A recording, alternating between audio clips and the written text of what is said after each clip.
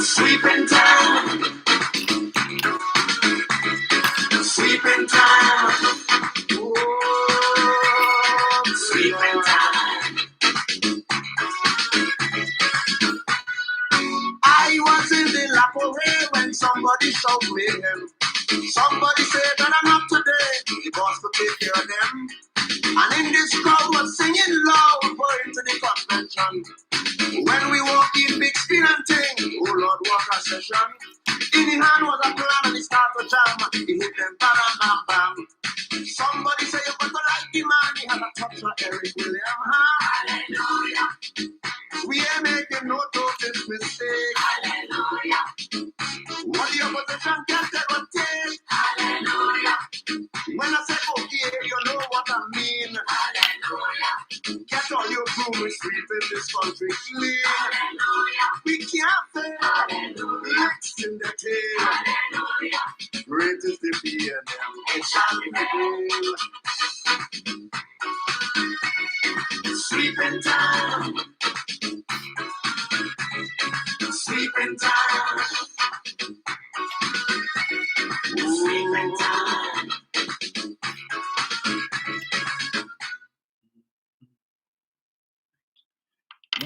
Morning.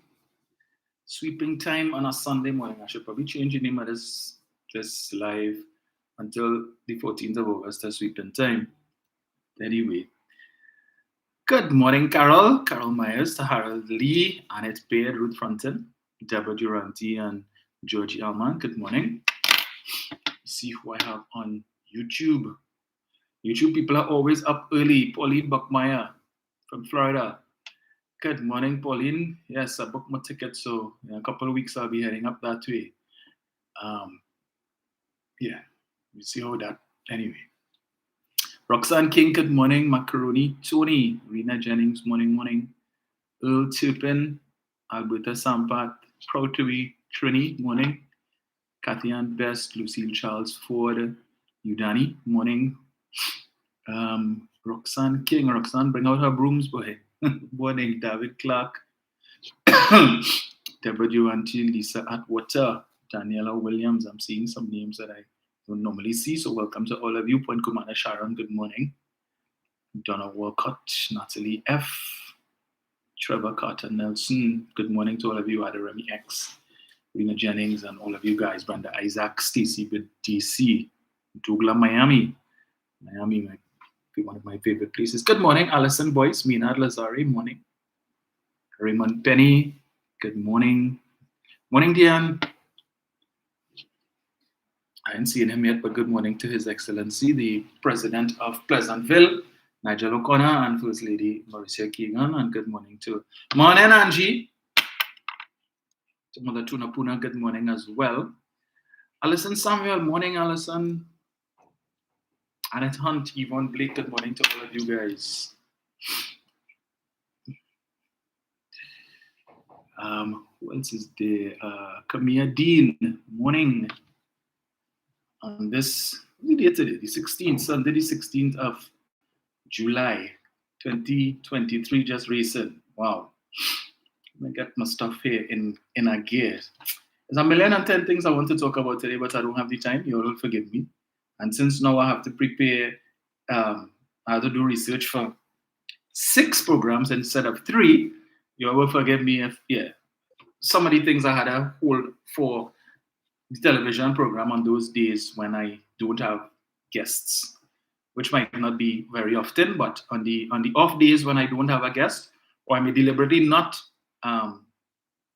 book a guest so that I could have the time to discuss the issues. Now, one of the points to note, however, is we have a little challenge in the studio right now where, based on the facilities that they have, we wouldn't be able to hear callers in studio.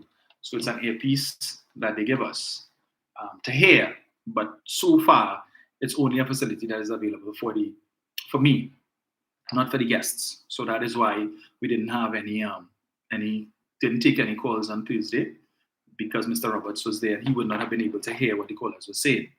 So I think what I'm going to have to do now, until that problem is fixed, is to adjust it. So from 8 to 9, if I have a guest, I will entertain the guest from 8 to 9, and then from 9 to 10, I'll just be by myself and take calls. And if I have an editorial or anything, I will deal with it. But we will work out the logistics.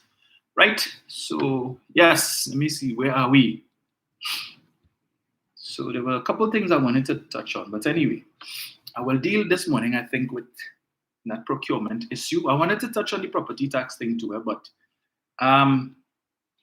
right. So it had 2 meetings last night. Before I get into that, 2 meetings. Well, no, it had a meeting, a public meeting, and a week. The PNM had a public meeting on Harris Promenade in San Fernando, and the UNC had a week in Cuba. Imagine, one of their heartland constituencies, one of their stronghold constituencies, and they could barely muster 100 people. But Munilal come on the platform last night to talk about how much maxis it have in San Fernando. So he sent somebody to drive around to see how much maxis, to see if they're bringing in people into San Fernando, so they could gauge how much support the PNM has in San Fernando. You can believe these people? And talking about the last count he got was 33 maxis, and people are still driving, so you don't know how much and all of that. The big maxi specialists want to come and tell us about maxis and how much maxis. And come on now, man, what are you doing, Mako, in PNM meeting, study all your meeting, that you in the heartland, in Cuba, I think it's Cuba South, they were in, Cuba North, I don't know, Cuba South, because I think they were in Rudy and Darsing's constituency. And you couldn't bring out a crowd? A whole field all they have. Not even the bleachers they could have filled. The few chairs, the 13 or 14 chairs that they had in front of the stage, that was about it. And maybe 2 or 3 people sit down in the bleachers, and the rest of them is probably who's selling nuts and sugar cake and something, come trying to see if they can make a sale. And you want to talk about PNM meeting? There's a crowd that bothering all here. That the PNM is falling apart at the seams and all of that stupid talk. And the UNC is on an ascendancy. And August 14 is the first step to victory in 2025. And after you get through that hurdle of August 14, and that's exactly what it is, a hurdle. Right? That you all is on to victory in 2025. And they couldn't even bring out a crowd and talking about everybody here is from Cuba. Really? Darina from Cuba, and he was there last night. And whole night, the expression he faces, this is why I really waste my time to come down here for. I come down here expecting a big crowd. And this is what they bring. They couldn't even pull a small maxi. I mean, we come down here, drive all the way here to waste my time. I could have just WhatsApp Munilal my talking points and watch this from home.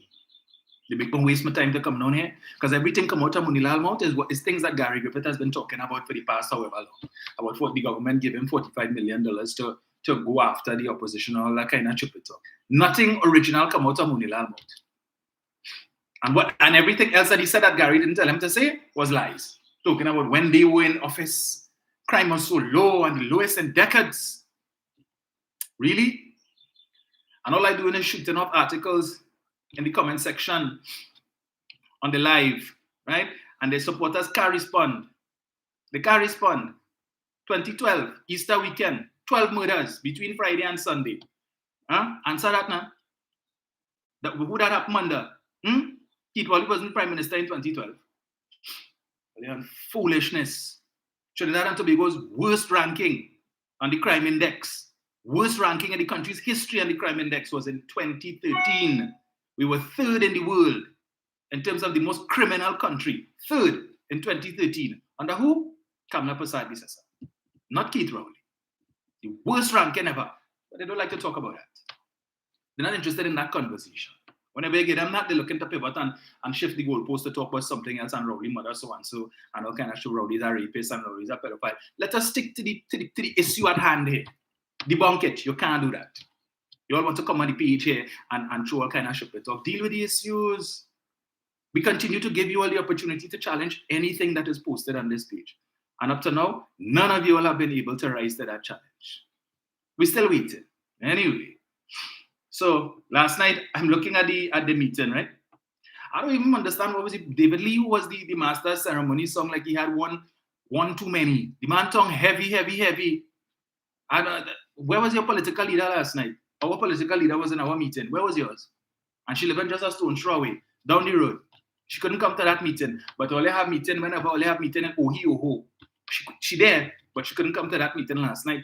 Probably when she was watching on TV and she see that small crowd, she said, nah, but I can't go there. Where the 200,000 people that Gary say is sitting on the fence that going to vote for the NTA. You couldn't even get 500 of them in Cuba North and Cuba South to come out last night to see her. Really? So if you couldn't even bring them out to a little meeting for 1.5 hours, how are you going to come out and vote for you? And they love Gary so much? And they love the NTA? I don't understand that. That meeting last night, I tell you, it was really a week. In fact, if it had a week in the area, it probably would have had more life. It would have had more people than what they had there last night. And then shame anyway. But, you know, Munilal last night was, listen, that man needed to have a bale of toilet paper right next to him when he was talking. The amount of brown nosing he was doing for Gary Griffith last night, right? Every 2 words that come out of his mouth, he should have taken a roll of toilet paper and wipe his face. Gary only fidgeting, twisting, so he may be telling himself, oh gosh, if this meeting only go on 5 minutes longer, I wouldn't be able to tell the difference between my liver and Munilal head. That's to tell you how far up Gary K. Park's Munilal head was last night. Oh, when Gary was commissioner of police and Gary this and Gary that. So why you didn't vote for Gary when it is that the motion came up in Parliament? You didn't vote for him? You all wanted Dulal Chan. As Ganga Singh, they say, you all wanted the East Indian. You didn't want Gary. Well, you abstained. Not one all you voted for Gary, but all of a sudden now Gary is the best thing since sliced bread, the best commissioner ever. And when he was Minister of National Security and the National Security Advisor, bigging up Gary, the same Gary you didn't support. The same Gary whose name was fought on the merit list. And this government took a chance on him. Right?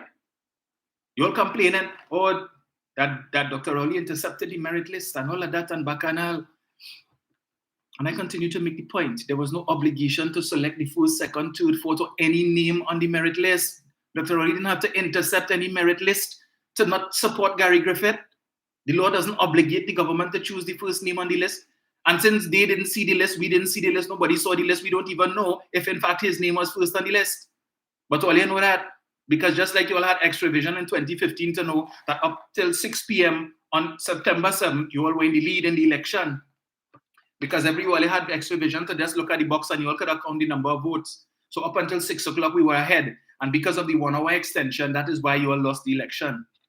And so the same extra vision that you all had, you were able to scan the merit list and see that Gary's name was first.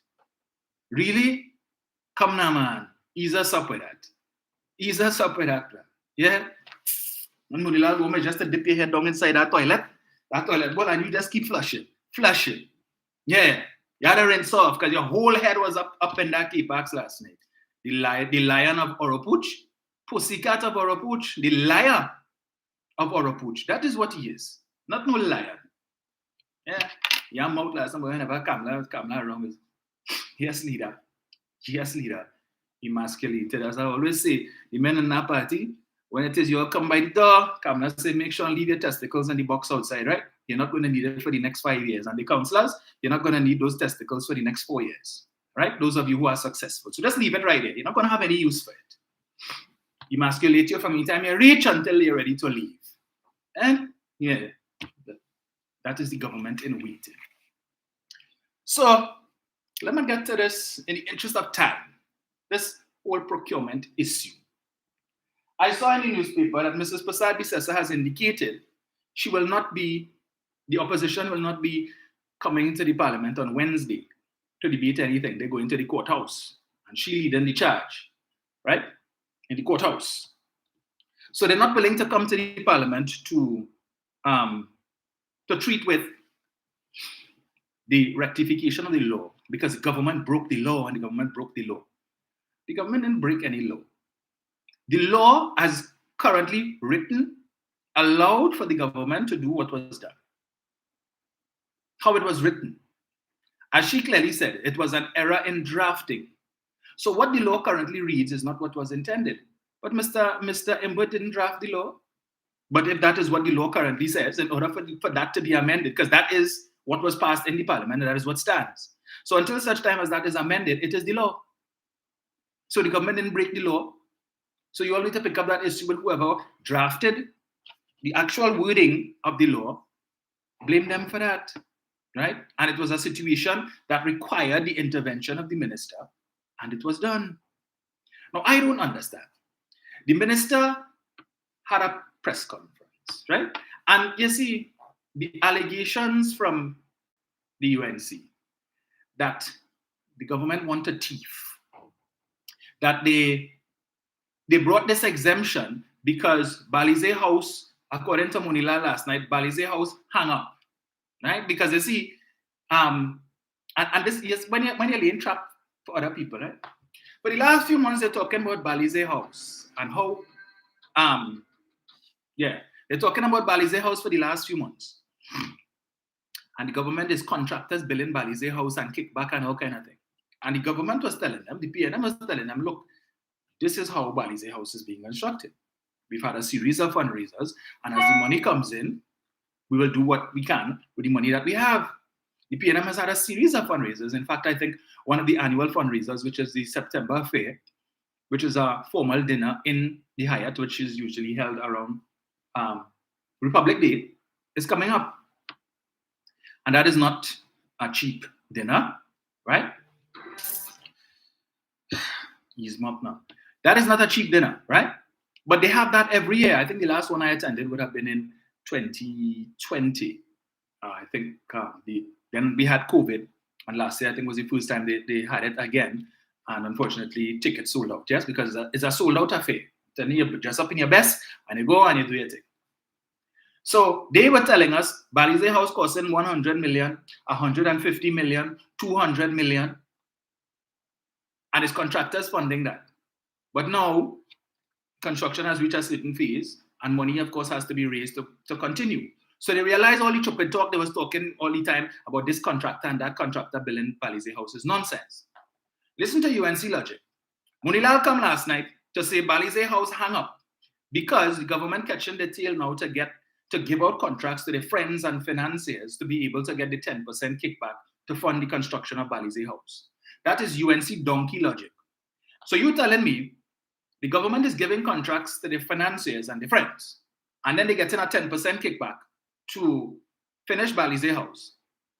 And then they decide to bring legislation, which they didn't have to proclaim the legislation, which they didn't have to make it more difficult for them to give contracts to the friends and financiers so they could get the 10% kickback. That is Munilal logic.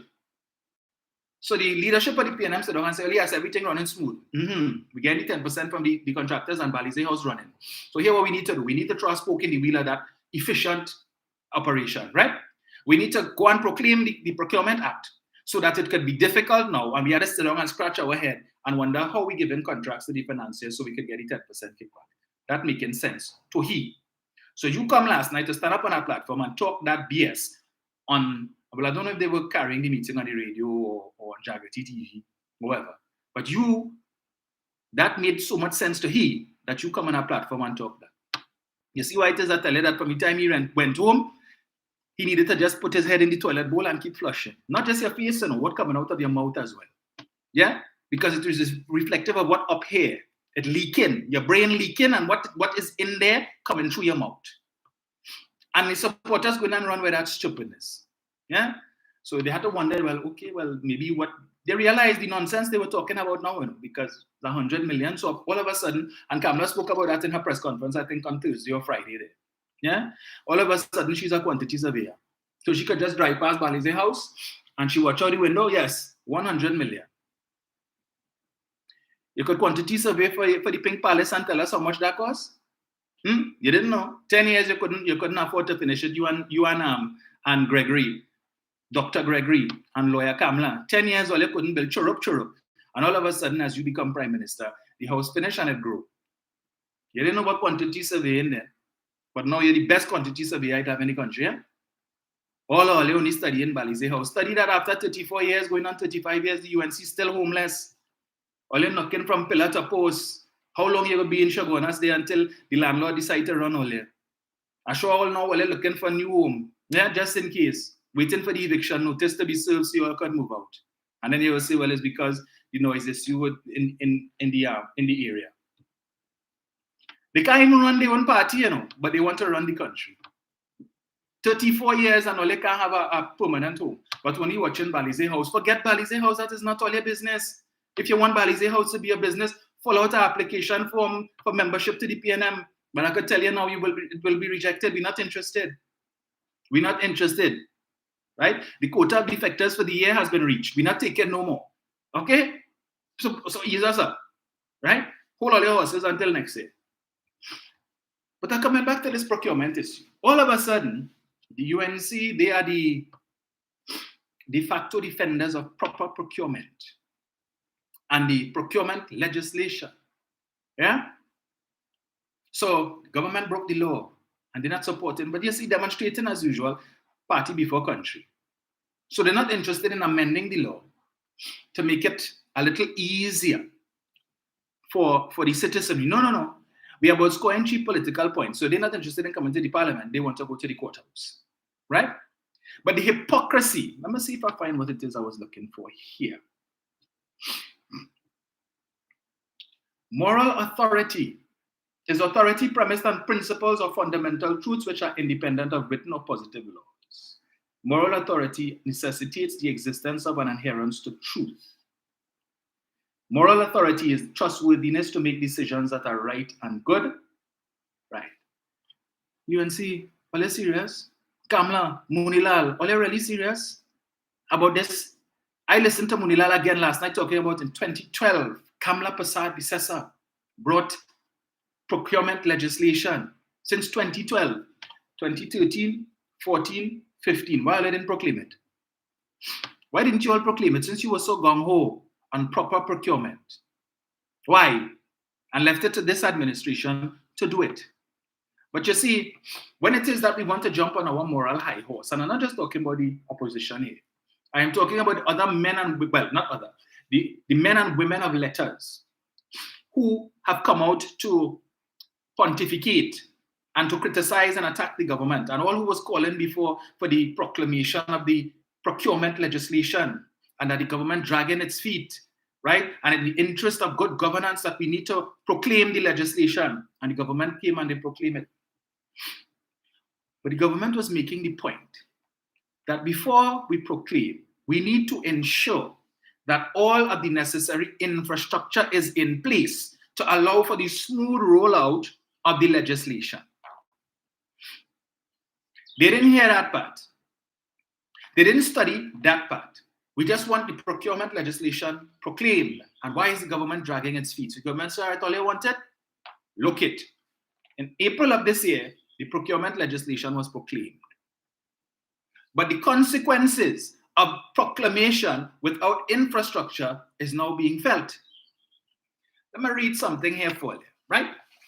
And this is the Guardian from Thursday, July 13th. Exemption to Procurement Act is a worry to the TNT Chamber. The TNT Chamber of Industry and Commerce is raising concerns over the government's insertion of at least 2 exemptions under the Public Procurement and Disposal of Public Property Act 2015, which essentially evaded parliamentary oversight. Kiran Maharaj, president of the chamber, told the Guardian media that the TTCIC has strongly advocated for the efficient and effective implementation of the act. However, she said the government's decision to make exemptions in this manner was not what they signed up for. What did you sign up for? I don't even think they know what they signed up for, right? As evidence, further, while we understand the need for exemptions in certain cases, these should be instances where it is in the public's interest. Section 7 now states that the Act may not apply to services provided to public bodies and state-controlled enterprises, as the minister by order may determine. There is no parameters for what the minister may or may not decide to exempt, she said. Right? But then she goes on to say, this is the kicker. She also responded to claims by Minister of Finance Colm Imbert that just 861 of 7,889 government suppliers in TNT have been pre-qualified. In a virtual media conference on Tuesday, Imbert said 1,086 suppliers and 32,357 lines of businesses were pending pre-qualification. At the time, he had said 117 were rejected. According to Maraj, who was speaking in defense of her members, the procurement depository under the Office of the Procurement Regulator is cumbersome for most users. The reality is that for most, the OPR depository is not user-friendly, and the registration process can be tedious. In our interaction with members, they are in full support of the legislation to curtail procurement inefficiencies and wastage of public funds. She further recalled that the TTCIC worked with the former procurement regulator to host a sensitization session with its members to assist with onboarding companies on the platform, and she suggested that this be re-implemented. So now they're having problems registering and getting pre-qualified with the Office of the Procurement Regulator. So what does that mean? It means that unless you are registered and pre-qualified, even if you have been a contractor of long standing, providing goods and services to the state cannot engage you unless and until such time as you are assessed and pre-qualified. So you have a number of persons, contractors, entities that have been doing business, providing services to the government for years under the old system. But under the new system, they have been locked out. So they're just there in abeyance. And whereas in previous years, the government would have been able to just, call on these people because they're already pre-qualified under the old system. So we need an air conditioning unit to fix. Who do we have on the system that is pre-qualified? Small contractors. All right. Pick out this 5 here, contact all 5 of them and ask them to send us a quotation. Or if they need to come and do a site visit to see what the job entails, and we get 5 quotations, and then we are able to do an assessment and pick one to do the work. You can't do that anymore. Unless those contractors have been qualified by the Office of the Procurement Regulator, they cannot tender. And in the absence of that, it means the government's hands and state agencies are now tied to wait now for people to get pre-qualified. What does that do in terms of the efficiency of the operations of the state, which is already bogged down by bureaucracy and red tape? The same opposition who always complaining about ease of doing business, and the ease of doing business in this country has worsened since we left office. And that is affecting foreign direct investment, because foreign companies are not going to want to come here and invest if it is that they have to go through all of this set of hoops in order to be able to register a company and to do business with the government, with the state and whatnot. Right? But you see, all they wanted the act proclaimed before all of these kinks were worked out. And that is why the government was saying we needed to have all of these things in place before we proclaimed the legislation. So when the legislation became law, after proclamation, all of this, we wouldn't have been going through this headache now. I could tell you, sitting in a state enterprise, National Trust, we have pre-qualified contractors that we deal with for a number of things. Right now, we have major infrastructural works taking place on Nelson Island, right, which falls under the National Trust, to improve the island, to make it more of a tourist attraction. But if it is that these contractors who we normally deal with, and we have our list, if they are not pre-qualified with the Office of the Procurement Regulator, we cannot use them. The other persons now, who are in fact pre-qualified, we have to go now to look for a list to see who are these people. We don't know what their track record is. We have no experience with them. And if it is that they decide to take advantage of the window of opportunity because they realize all the other normal people, the normal contractors, and them are not onboarded yet. So we could dig out the eyes because they have no choice.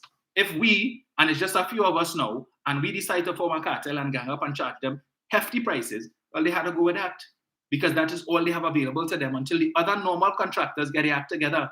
They're complaining too with the issue of onboarding requires them to supply NIB certificates showing that they're compliant, but these certificates expire within 30 days. So if in that 30-day period, your application is not assessed, you now have to go back to NIB to get another certificate that is current, to bring it back to upload it, and then that could end up. So when they're going through it and they realize, now, well, here we reach you, but we see your certificate expire, so here you need to go and get a new one. In the meantime, we put you to the back of the line, okay, and we deal with everybody else who in again. By the time we get back to you now, the second certificate that you went to get expired, you need to go back again.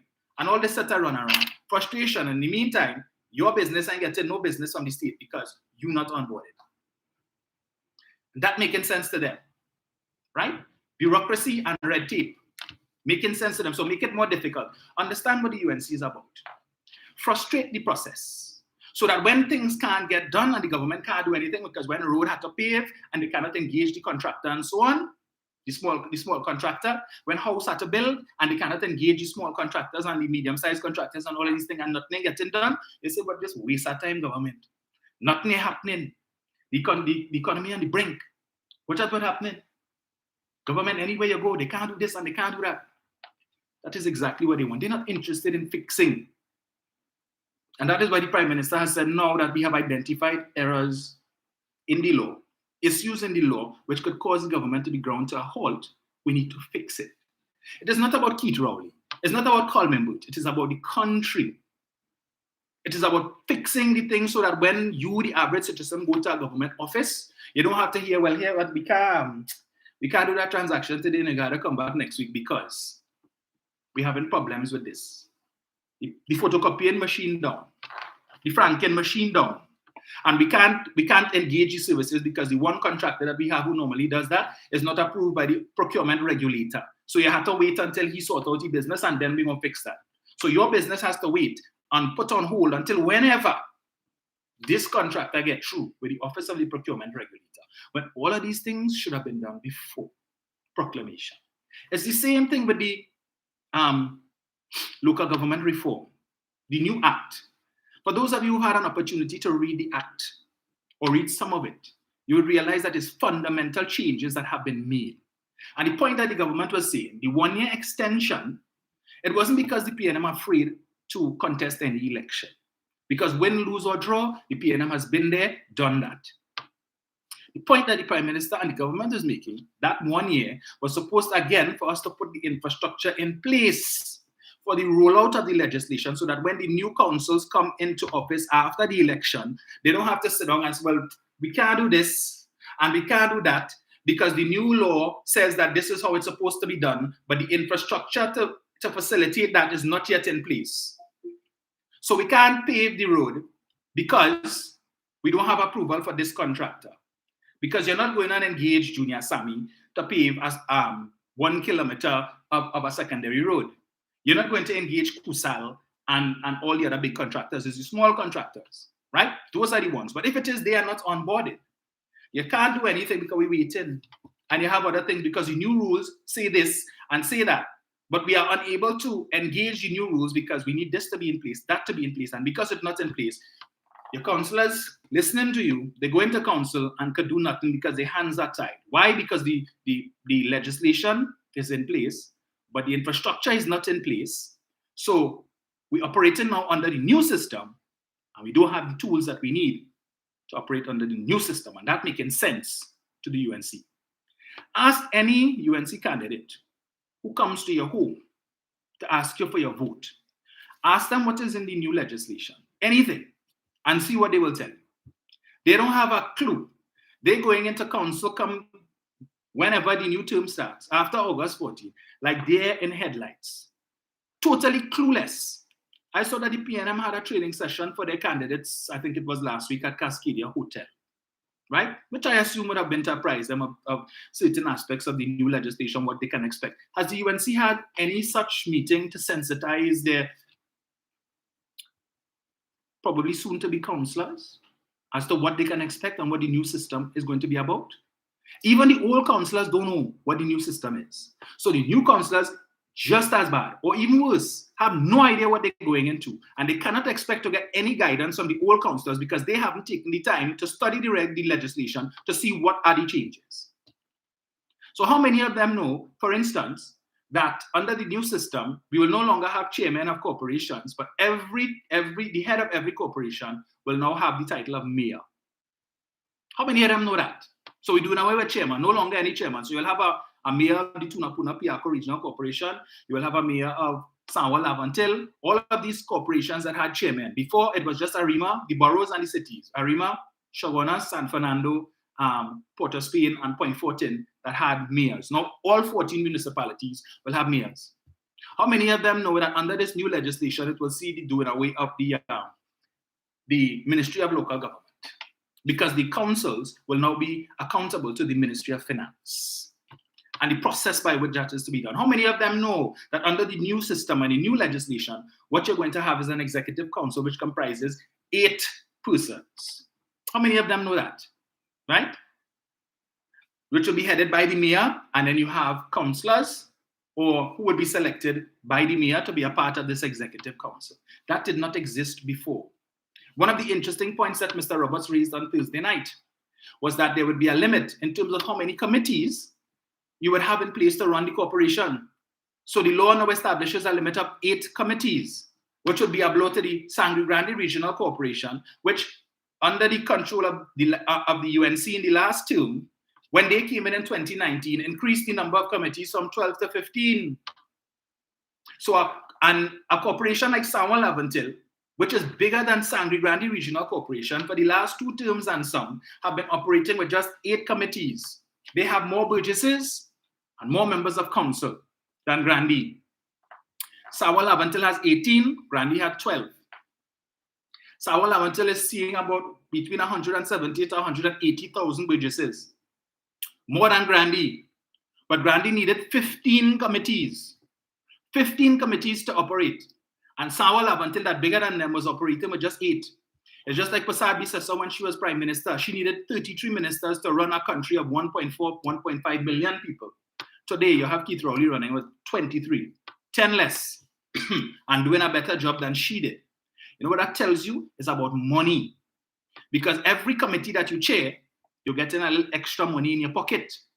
And as I made the point to Mr. Roberts on Thursday night, all of that money, these extra committees that they had for the last 3.5 years, the UNC, so that all of them, each one of the UNC, because remember they didn't give the PNM none. So it was only the UNC councillors and all the men were eating our food in the last 3.5 years. So everybody get 2 committees and the chairman Jutaram get 3. So they getting extra money, and aside from the stipend or the salary or whatever it is, they were getting extra money for each committee that they were chairing. Yeah? That extra money could have been going to assist the burgesses. That extra money, how many hundreds of thousands or millions of dollars that added up to in the last 3.5 years that could have been used to pave road, could have been used to cut the grass, could have been used to keep the play fields in proper working order, to maintain the cemeteries, all of these different things could have been done. But you know what? Instead, the money went into the pockets and the bank account of the UNC council members. So them could eat our food, drink our juice, and belch. And you, the burgesses, catching all your royal, right? Because that extra money that they pocketing could have been used to help you. And we see the example in San Juan Laventil. Well, now it's down to 8. So it means whatever the outcome is on August 14th, you're going to have some very upset UNC councillors. Because there's only so many could serve on the council. And once you, the people of Sangre Grande, do what you need to do to return control of that corporation to the PNM, hopefully whoever is the mayor of Sangre Grande this time will not be as magnanimous as Terry Rondon. Will take advice this time and ensure that no UNC member sits on the executive of the council. That they chair no committees. Yeah? Give them a dose of their own medicine. Since they didn't appreciate for 2 terms that Terry Rondon gave all of them an opportunity to chair a committee, and none of them stood in defense of Terry Rondon and the PNM when they came in 2019, and a decision was taken not to give any committees to the PNM. They had no problem with that. Ingratitude is worse than witchcraft. All of those greedy bastards. Not one of them stood up and said, no, we can't do that. Politics aside, they shared with us, right? They leveled with us for the last 2 terms. Let us be fair. You even say, let me give one person, no. We'll give Terry alone. It's 40, 15. We're going to take 2 each and give Terry the extra one. Just as, not even that they did. So now it comes down to 8. Let's see how they're going to manage to run the corporation with 8. Because other corporations doing it. So let's see if they could do it too. Right? But I want to come back to the procurement issue. I'm going to pull this up here. Right? All of a sudden, they know what proper procurement is. But between 2010 to 2015, they didn't know. Because you see, if they were as vociferous, if their advocacy for proper procurement and obedience to the law as it pertains to procurement was as robust as it is today. It had plenty things that happened between 2010 to 2015 where contracts are concerned, wouldn't have happened. Case in point, number one, Pararat and Imami. We start there. Go in there first. Let me get it. Investigators found that the relatives company, I am reading the whole article. I'll probably save the whole one for one of these nights on Synergy. Investigators found that the relatives company was first registered on January 28, 2011. This is Pararat Mami. And had the address of 20 Greenheart Drive, Cuba North, Cuba, which was the home address of both Pararat and the relative in question. Documentation also revealed that for the period January 15, 2014 to January 26, 2017, the sum of $162,500 was allegedly paid to Pararat via checks from the relative's account. Let me see. Right. Documents obtained by investigators reveal that the relatives company secured 9 contracts through the PSAEL during the period April 2012 to April 2015. Investigators found that 4 of the 9 contracts were awarded to the company through a merit system. They also discovered that in January 2011, this is mere months, remember they came in May of 2010, right? So this is 7 months, 8 months after they came into office. They wasted no time.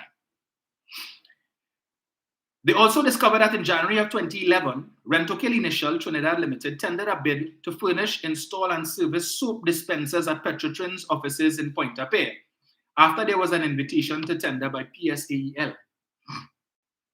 They discovered that the contract was granted to the relatives company, Pararat Mami, notwithstanding that Rentokil Initial Trinidad Limited, which has the ability to perform a similar task, tendered a much lower quote. Rentokil that had years of experience lost out to a company that had 0 years of experience and a company that had been registered just a few months earlier. You see, because under the new procurement legislation that they tell you watered down as compared to what they had in place and the legislation that they brought, which I'll read something for you on that too just now. Under the watered down legislation that we have today, which the government had to water down because anything else required the support of the opposition, and since they refused to support, the government had no choice.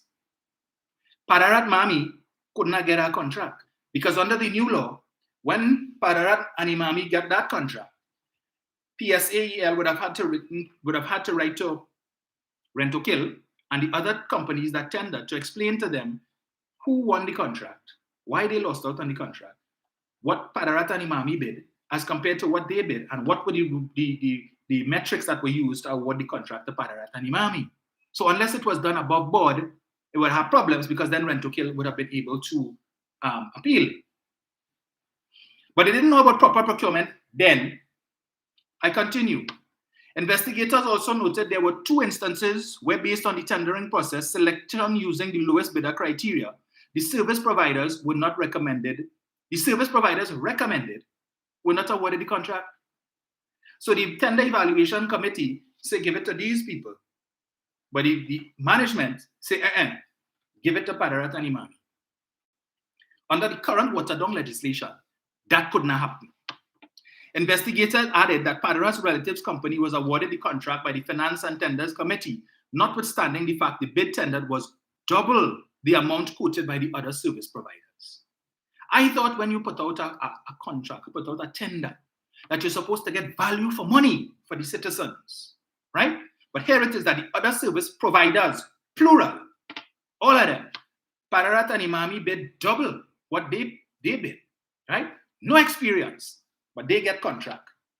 But they're concerned about proper procurement. They didn't know about proper procurement here because if they did, this would not happen. Also, the millions that sitting down in Pararat and Imami bank account would not have been there. Your taxpayers' money. I continue. The EFCL also awarded at least 20 contracts to the relatives company between September 2011 to September 2014. In some instances, investigators say they were unable to say if work was done on some of the schools that the company was given the contract for, and stated that at least 5 projects in one way or the other does not contain the relevant payment information. Under the watered down legislation that they tell us about, that would not happen. But Munila last night beat in the chest, 2012, Kamla Prasad Bisasa brought Procurement legislation, 2012, 13, 14, 15, no proclamation. Why? Because Pararat and Imami had to get money. The EFCL also awarded, right, I read that. Guardian Media also asked Pararat about a $703,000 payment made to his relative's account and the ongoing police investigation into his salary when he was the PM's aide and the inconsistencies in amounts deposited over the period 2013 to 2017 into his personal account. You see all of that? That couldn't happen under the same watered-down legislation that Rowley bring. But it had no legislation like this under them. From 2012, when Munilal said they bring it, till 2015, when they left, nothing. Salt. So that is why Pararat and Imami could have get away with that. But they weren't as vociferous for proper procurement then. No. You see, if the same watered-down legislation that Rowley bring, that ain't no good, was in place between 2010 to 2015, the $350,000 that they spent for roti for the Diwali celebration at the Prime Minister's residence wouldn't happen. Where it is that you had 3 tenders, right? 3 invoices. 1 vendor bring roti. The next 2 brought invoices. But $350,000 paid for roti. So 1 vendor get paid for roti and the next 2 get paid for invoice. That wouldn't happen under this legislation, this watered-down legislation that Rowley and the PNM have in place that ain't no damn good. What was their alternative? What was their alternative? They didn't know about proper procurement then. But today, they are the de facto defenders of proper procurement. And they know what is good legislation. If you all knew what was good legislation, you would have realized the error in the drafting long before now, right? And brought it to the attention of the parliament for it to be rectified. That is what you all would have done. But after the fact, always reactionary. You see, if they were so good at determining or detecting bad legislation, as they seem to be now, Anand Ram Logan would never have been able to sue the state on at least 2 occasions for bad legislation which was drafted when he was the Attorney General. When he was Attorney General, he couldn't see that. None of them on the government side, none of them are the best lawyers that we have in the country under the UNC. None of them couldn't see the errors and the issues in that legislation. But as soon as he left office, all of a sudden the cataract and the glaucoma went and he had 20/20 vision. He could see, as the song says, I can see clearly now. The rain is gone. All of the dark clouds have disappeared. And he was able to see all the cracks and the flaws in the legislation that his department drafted under him and passed in the parliament. But I ain't done. I come in again. Let me give you all some more examples of what would not have happened if they had any semblance of proper procurement, or if they were really concerned about proper procurement when they were in office. Let me go with the next big one. Live sport, where you had companies the likes of, the names of what? Dustbin divers, collecting big money, 400 million of the best taxpayers' dollars down the drain.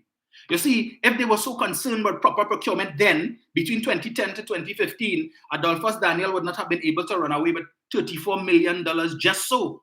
Not a stick of chalk, not a paper clip, not a pen, a pencil eraser, nothing. You, the taxpayer, get.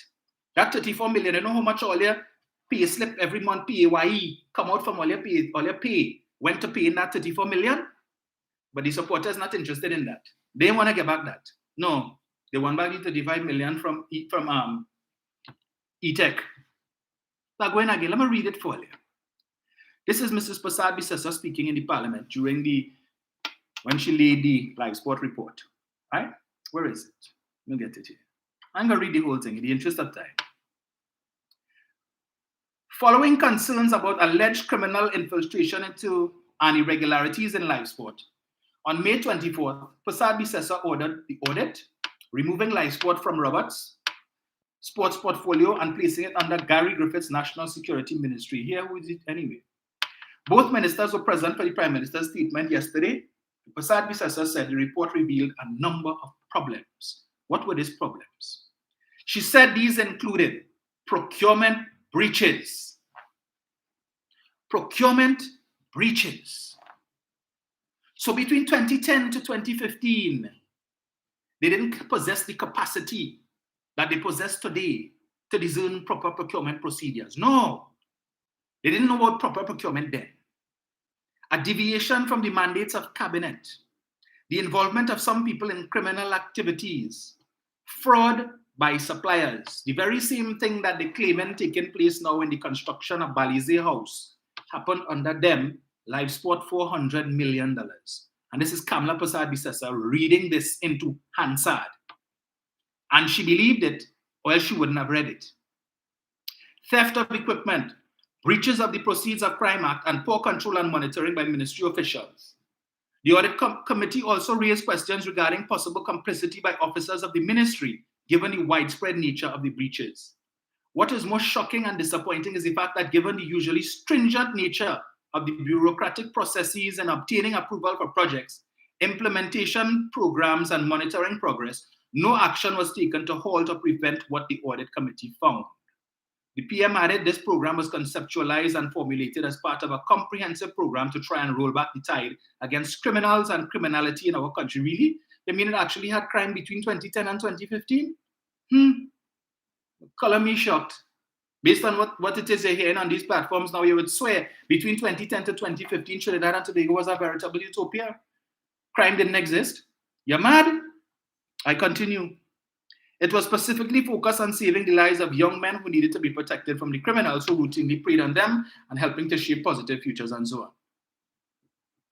She goes on to say, this is where I must express my deep disappointment and dismay that a program that was intended to save lives and build lives was used by a group of people for fraud and personal gain. Don't tell Anna Roberts that. Life sport was always above board. This group of people who derailed the good intentions of the program have in effect given their support to criminality, in some cases rather than to our young people. You see, live sport would have never happened. So as I said before, companies like Dustbin Divers and the rest of them, who was eating our food, $58 million spent on catering over an 18-month period, $58 million. The persons who benefited the least from this program were supposed to be those who were supposed to have benefited the most. But there's all these criminals who decide, yeah, the trough reach, come, back up the petty wagon, time to thief. Huh? Daga said it best. People are stealing money like if they invented it, as if it is their right to thief. That's what McCandle Daga said, and he wasn't talking about the PNM. He wasn't talking about the PNM, he's talking about the People's Partnership, of which he was a part. In 2011, he said that. But all of a sudden, they gone out today about proper procurement. And this government looking to thief. I have made the point before and I'll repeat it. If this government wanted to thief money, the likes of which the UNC claims, the UNC handed them, they inherited, this administration of Keith Rowley inherited a $1.5 billion platinum platter of opportunities to thief, and to thief big.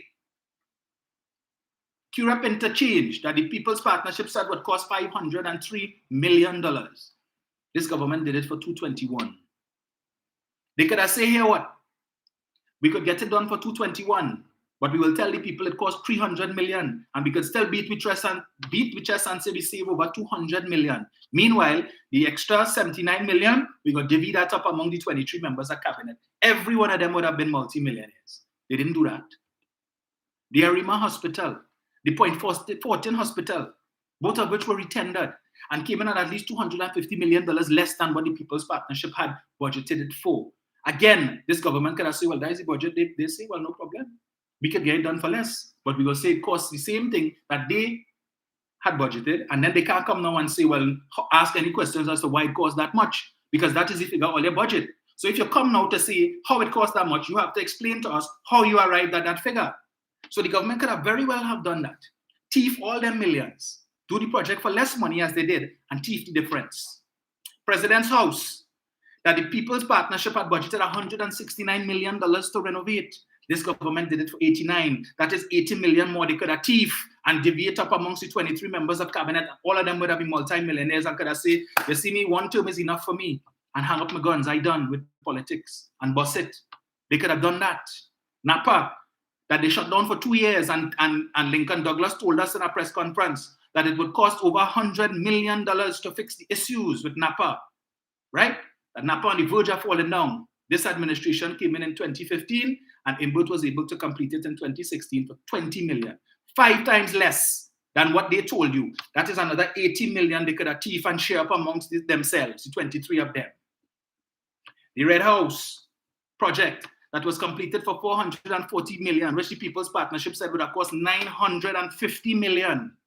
That is an additional 500 million that if Rowley and Imbert wanted to thief, they could have go ahead and thief it and say that is what it cost.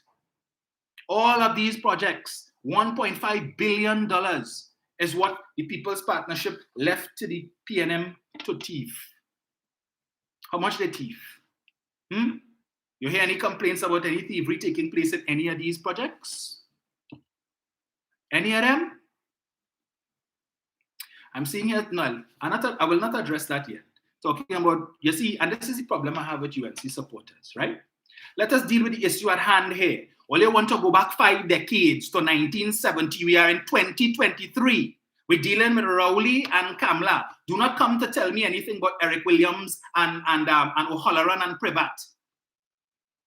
Focus. This is all your problem. You all are like ostriches. You want to bury your head in the sand and cannot accept that your party is corrupt to the hilt. O'Halloran is dead. Privat, dead. All right? All of them shooting up daisies. They are deceased, long gone. Miss us with that BS. Those issues have been addressed 5 decades ago. Every time you all have to talk about PNM corruption, you're in shame that you have to go back 5 decades. 50 years, you all have to go back to talk about PNM corruption. Nothing of recent vintage. We don't even have to go back to 1995 to 2001, just 2010 to 2015. And we don't even have to go back then because right now in opposition, they're thieving. Look at David Lee before the courthouse today on fraud, misbehavior in public office, Glenn Ram, Anil Mahabir, Maharaj, whatever the hell his name is, all of them before the courthouse, recent vintage. But all they had to go back 50 years to talk about PNM corruption. You're in shame. This is the problem. This is the problem that we have with UNC supporters.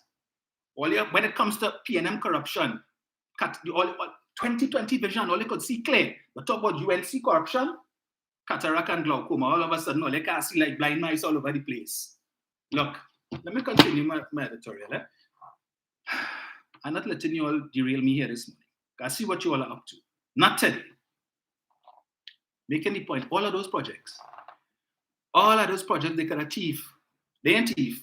But now you want to come and talk about, they want to manipulate the procurement legislation so that they could thief to finish Bali's house.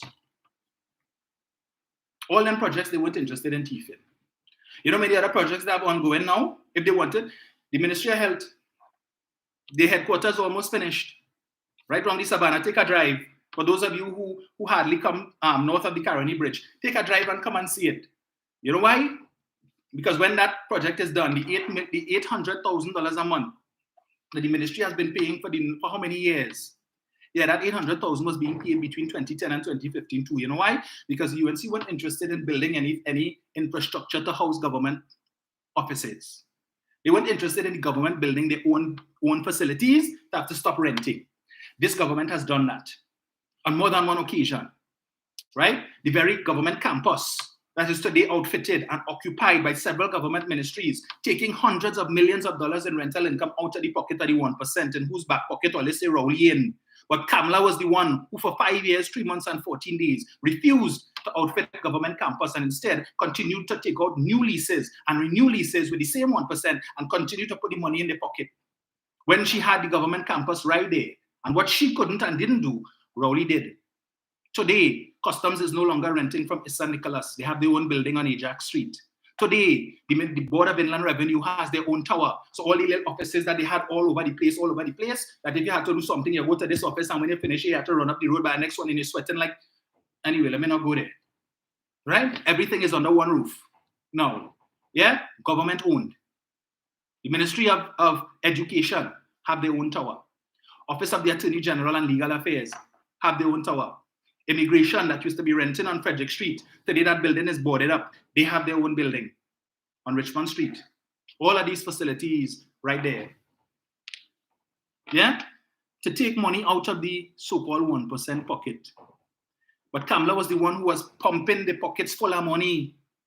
But we're talking the procurement legislation, you see, because if it is they were so gung-ho about procurement between 2010 and 2015, Mr. Aboud wouldn't be paying $3,800 a month for the land on which the water park is built instead of $500,000, as was said by the state valuator.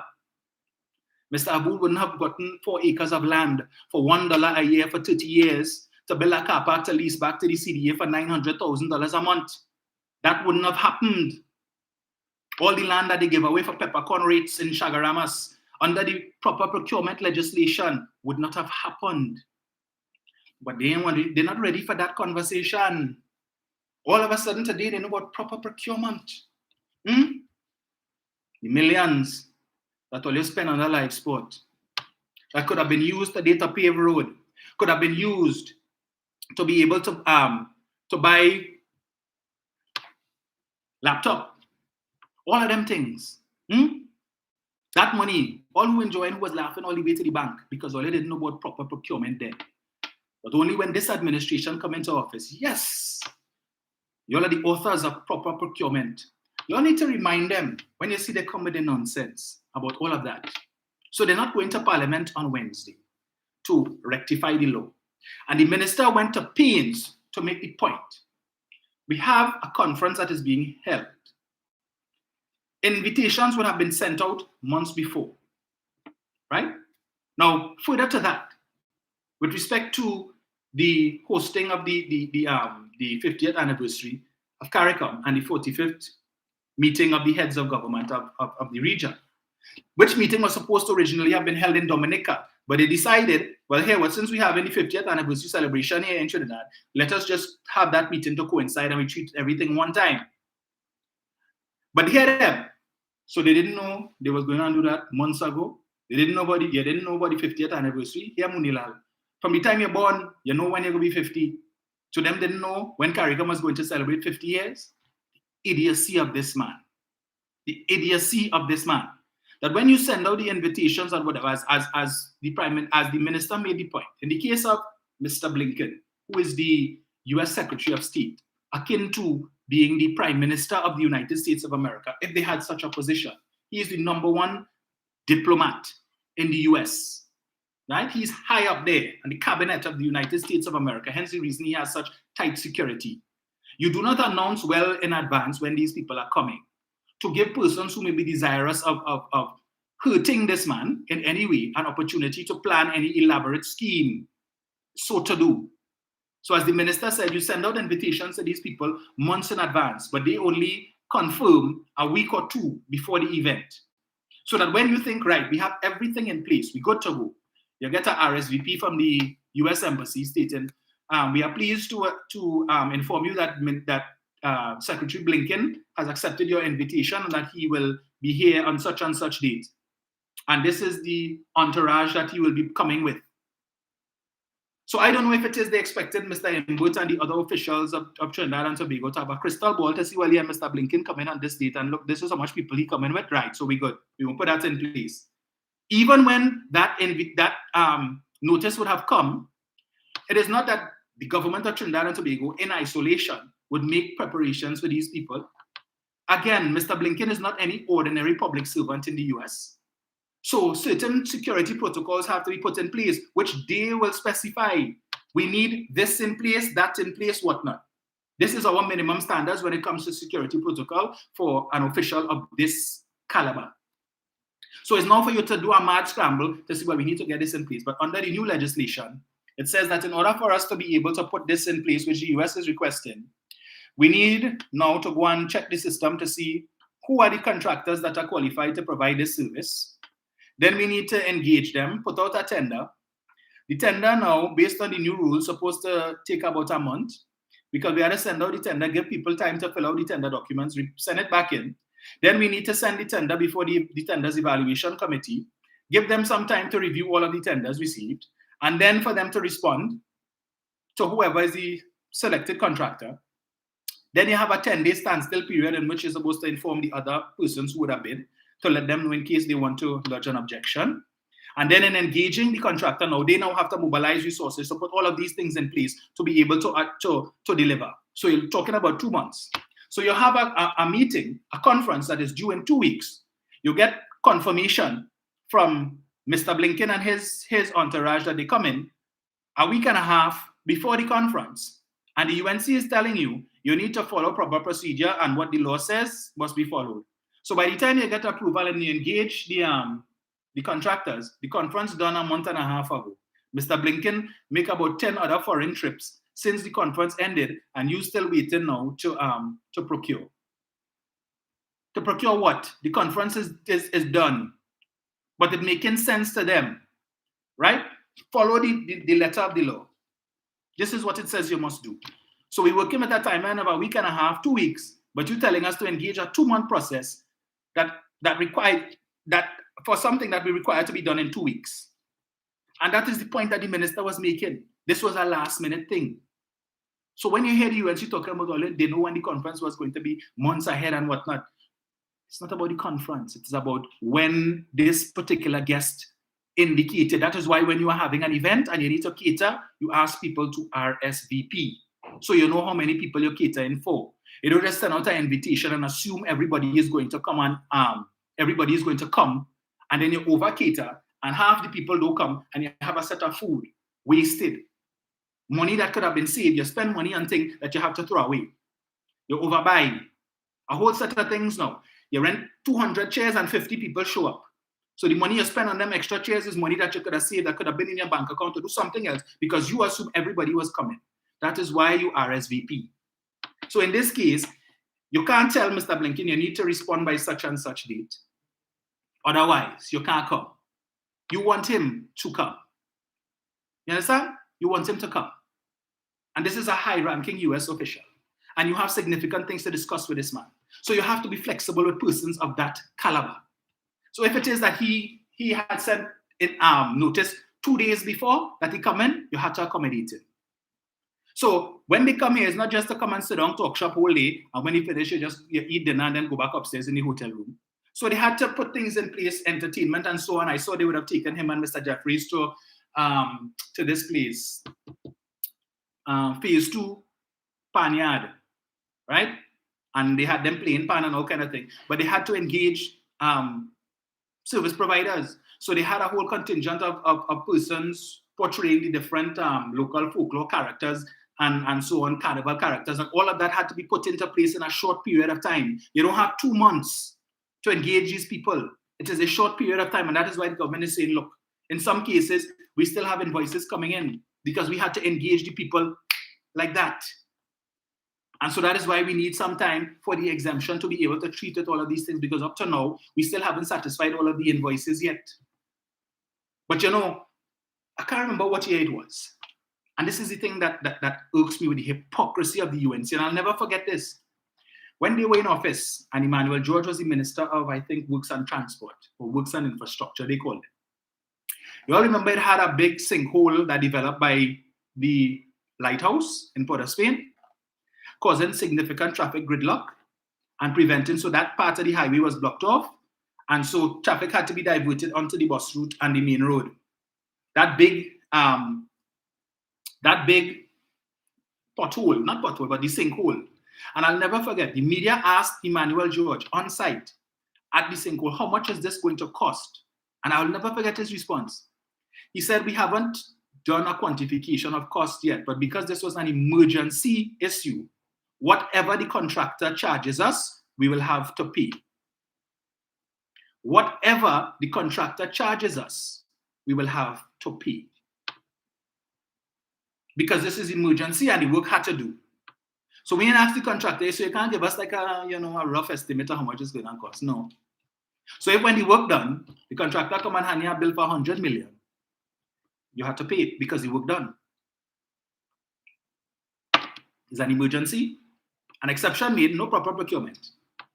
It was the same thing with the fire truck. You see, if they had proper procurement then, and if they were gung-ho about proper procurement then as they are now, that fire truck incident would never have happened. Because no way that was going to fly with the office of the procurement regulator. Not under the sun, the rising sun, the setting sun, or any other sun for that matter. But they didn't know what proper procurement then. If they knew and they were interested in proper procurement then as they are now, Ernie Ross wouldn't have gotten $20 million for the happiness campaign to tell you and me what it is to be happy, as if we don't know. No, we don't know that. But 20 million gone, just so. The $1 million+ that they take from NGC bank account to buy Fed tickets for all-inclusive Fed, the South Cancer Fed, all-inclusive, that would not fly if it is that we had the procurement regulator in place and they were so concerned about proper procurement and proper expenditure of public monies. That would not have happened. The $139 million that they spent for some grounds in Pinal, that would not have happened. When they were just giving away money in 2015 to mandirs, right, to repair mandirs and temples and so on, that would not have been allowed. That wasn't going to happen. But like they forget how they used to spend money. They forget that. They had an issue with Rowley coming in and buying a Mercedes, a new car, because the old official vehicle PM1, we know what the issue was with that. Vomit and urine. The stench was overwhelming. So they had to get rid of that vehicle. And the Prime Minister decided to buy a new vehicle. Oh, Rowley spent $2 million to buy a Mercedes. Never mind the fact that when you discount all of the taxes and whatnot, the exemptions and so on, the vehicle costs less than $900,000. Right? Less than $900,000. They have an issue with that. But Kamala spent $6.5 million on helicopter rides because she refused to live in the Prime Minister residence. Never mind the fact that when you came into office, you went up there, you get rid of the bed because you and Gregory can't sleep on that bed because Manning and Hazel sleep on that. So you get rid of that. Furniture, very good furniture that was brand new because the Prime Minister's residence and diplomatic center was constructed not too long before they lost the election. Right? You get rid of all of that. You change out this, change out that. You may want to stay there. But you had your sister, your niece, your nephew, and whoever else living it up in the Prime Minister residence, eating ham, lamb, and jam. And the same people now who supported and clapping you. Yes, leader. That is leader. Catching the nenen. But your sister living high off the hog of the taxpayers. Because you and Gregory have a nice house in Philippines, as you said the other day. And you want to enjoy a nice house. Because you don't know how long again you have above ground. So you want to enjoy it. And that decision to not stay in the Prime Minister's residence, which was just a stone's throw away from the Prime Minister's office, just around the corner. So we could have saved money on gas. We could have saved money in terms of transportation. But apparently she was allergic to traffic.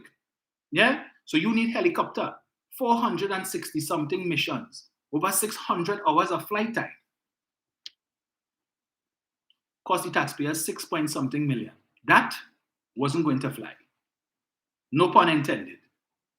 And if they so cared about proper procurement. If you so cared about proper procurement, because I couldn't see the procurement regulator supporting something like that. But $6.5 million spent on helicopter rides. Your supporters not interested in that, but they're concerned about Rowley spent $2 million to buy a Mercedes, but it's okay for her to spend $6.5 million on unnecessary helicopter rides. And you had a whole fleet of vehicles to use the Prime Minister's residence. But they're going, oh, today, they know all that there is to know about proper procurement. According to the Auditor General's report, 2015, I believe it is, when they had to do repairs to the ambassador's residence in Geneva, the ambassador to the United Nations, right? They didn't know about proper procurement then. They say, we need 3 quotes. This is how much we want to spend, 27 million. Yeah, just get them fellas and them to send 3 quotes there for we now. And we could just pick the one that closest to the 27 million so we could eat our food. That was their procurement process. Yeah, that was their procurement process. Just get 3 quotes, call up with people, tell them organizer, send 3 quotes away there. 27 million we spend it. And we are amenable to cost overruns too. Yeah, but maybe a 3 to 5 million. Tell them we could play with that because why? We have money. We're running up the exchequer account. Yeah, we're in a race to see how high we could carry up the overdraft. We want to set a Guinness world record in terms of sending up the overdraft in the exchequer account. They didn't know about proper procurement then. The $400-something thousand worth of alcohol that was found by this administration in the Prime Minister's residence, we don't know how much was carted away. That's probably what was left. But how much hundreds of thousands more was carted away before they had to vacate? We would have known about that because they would have had to follow proper procurement procedure for that, and you would have had to give explanation as to why the the office of the Prime Minister or the Prime Minister's household buying all of that alcohol? 450,000 pounds. Begs the question, how much more was there prior to that? Biggest scandal, of course, SIS and the Beetham wastewater treatment plant.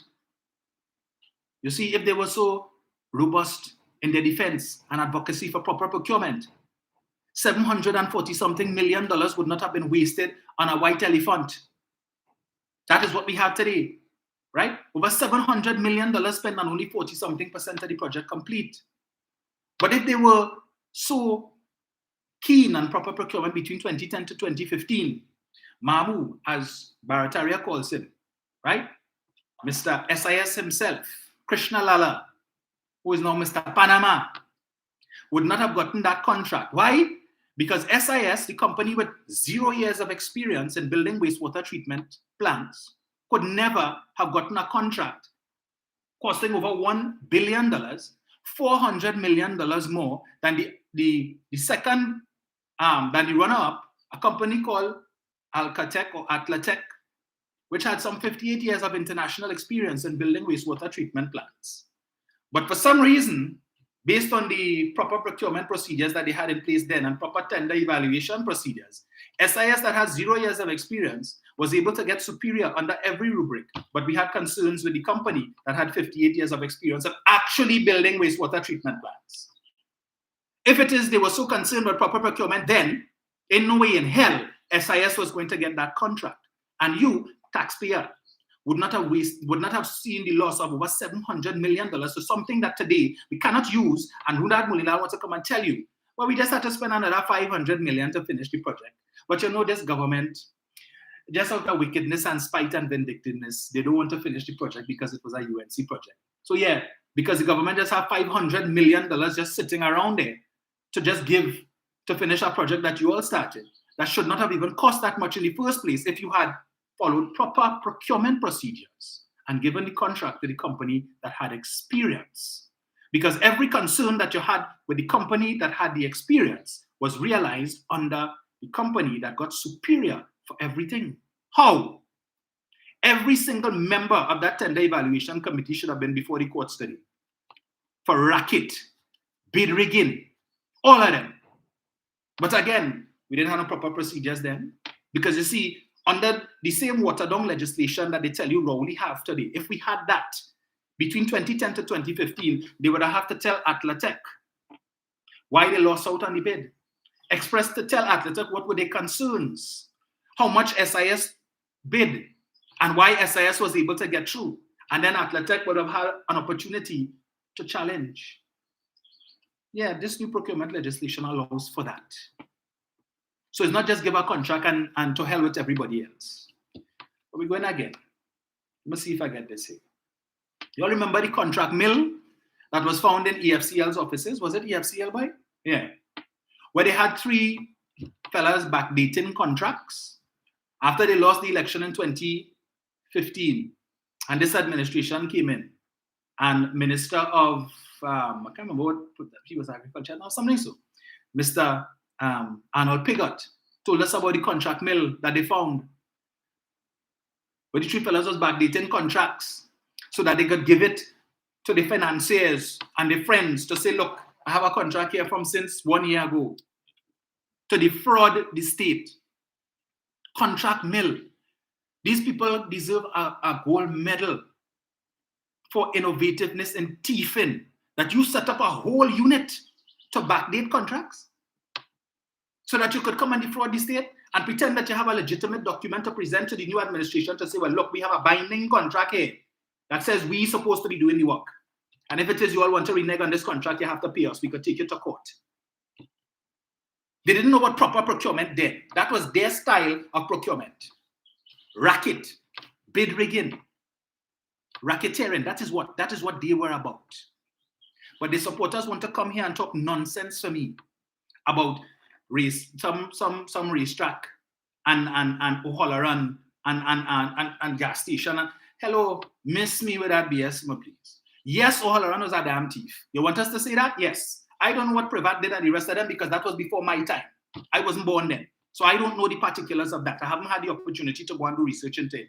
But I heard the story about O'Halloran. I hear it from Olia ad nauseum, plenty time, and other people. So yes, O'Halloran was a damn crook. But we got back money for that. Right? The NAR, when they came in, they hired Bob Lindquist, and he went after O'Halloran and we get back money. How much money? Now we're supposed to get back $1 billion from them old crook. All your supporters and financiers who work on the Piarco airport that your leader denied happened. Call it a 25-year PNM smear campaign to make the UNC look corrupt.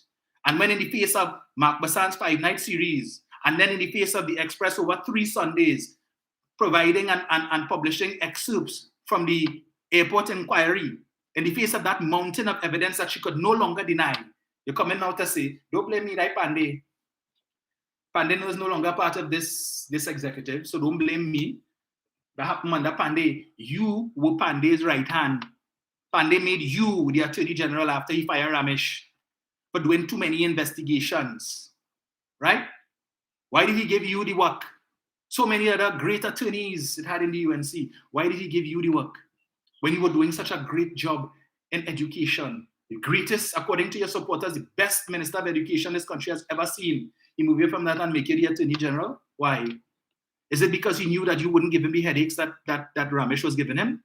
That all of the different projects that Ramesh wanted to investigate, the Salcott, Incogen, Severn Trent, the Rice deal, just to name a few, that Ramesh was going to have Mr. Lindquist look into all of these things to see which ministers had their hand in the proverbial cookie jar and which financiers of the UNC was involved in all of that racket. And you came in, and what did you do?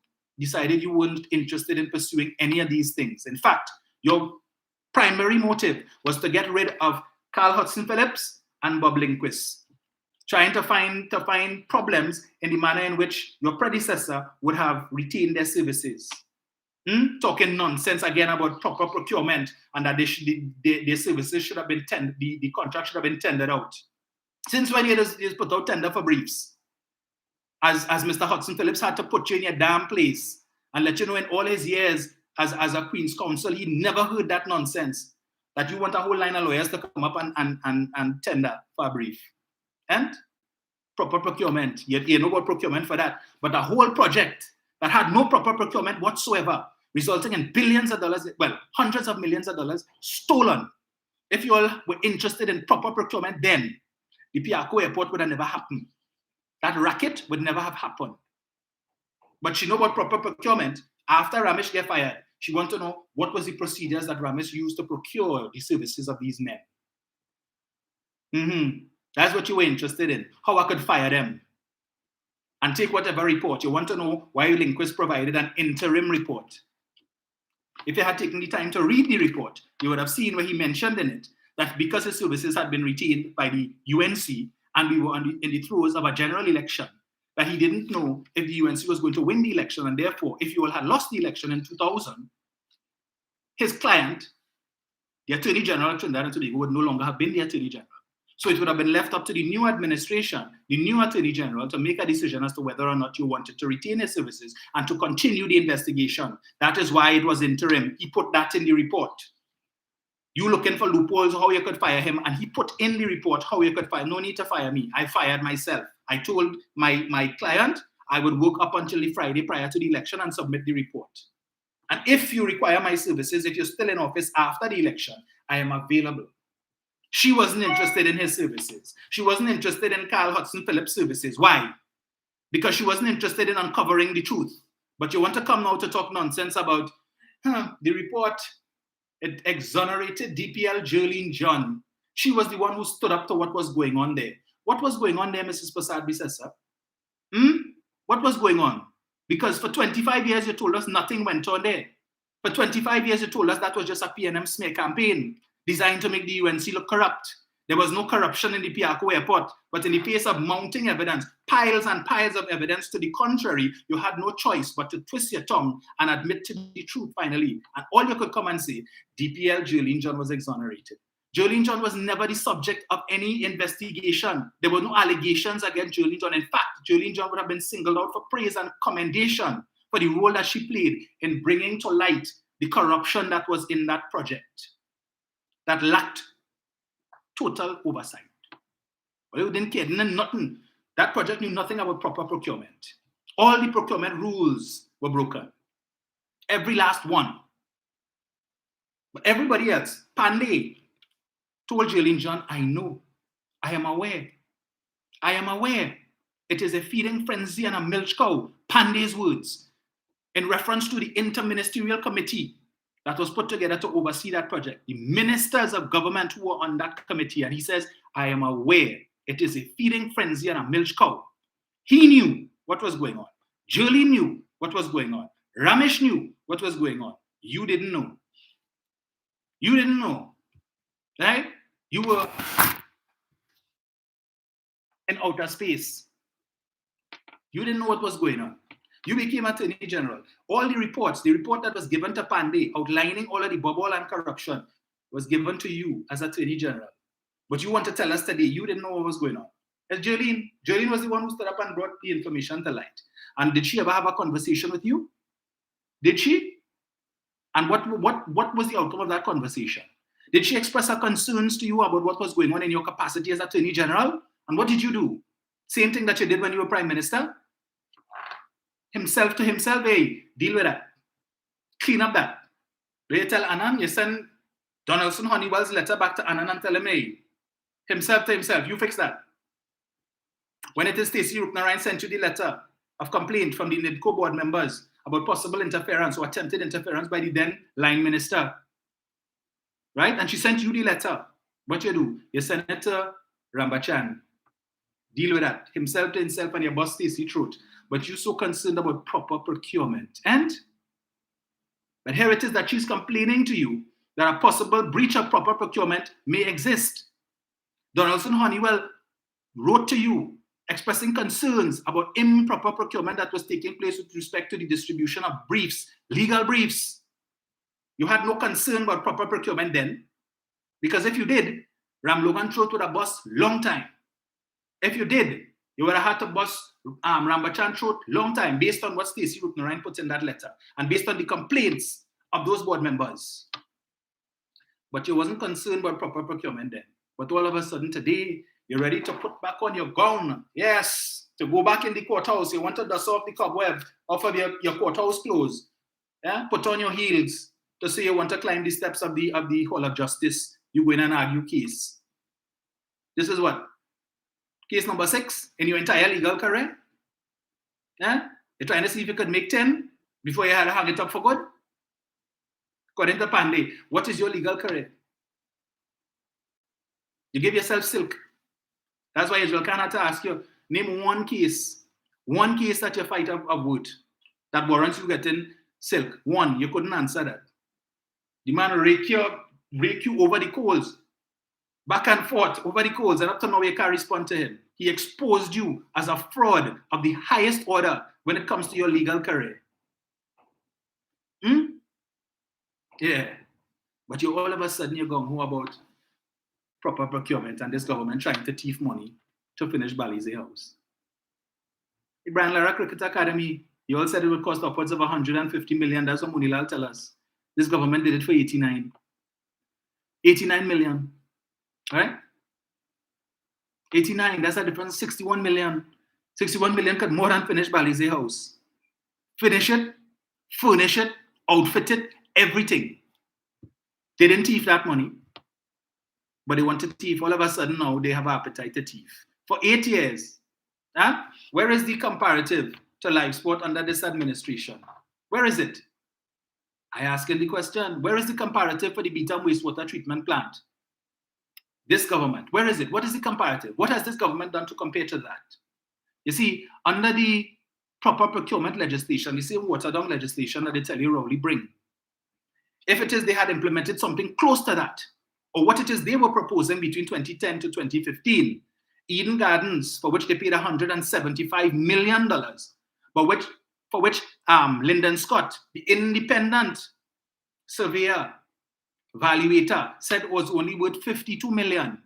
They would have to explain to the procurement regulator how you arrive at $175 million when it is that the independent valuator is telling you 52 million.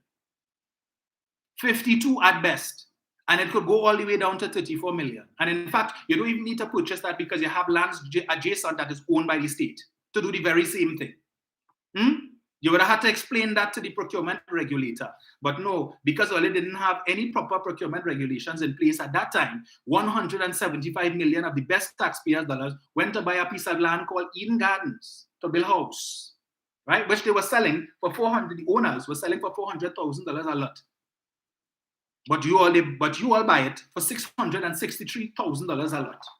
What an increase of 60-something%. You care to explain that to us? How does that factor into proper procurement? But all you love proper procurement, and you all are the best defenders of proper procurement. All you know all the wrong thing this government doing when it comes to procurement. But between 2010 to 2015, all you didn't know about that. I'm gonna find this post here. Give me 1 second. I think this was one of the best ways to encapsulate the hypocrisy of that party. Let me see where I see this.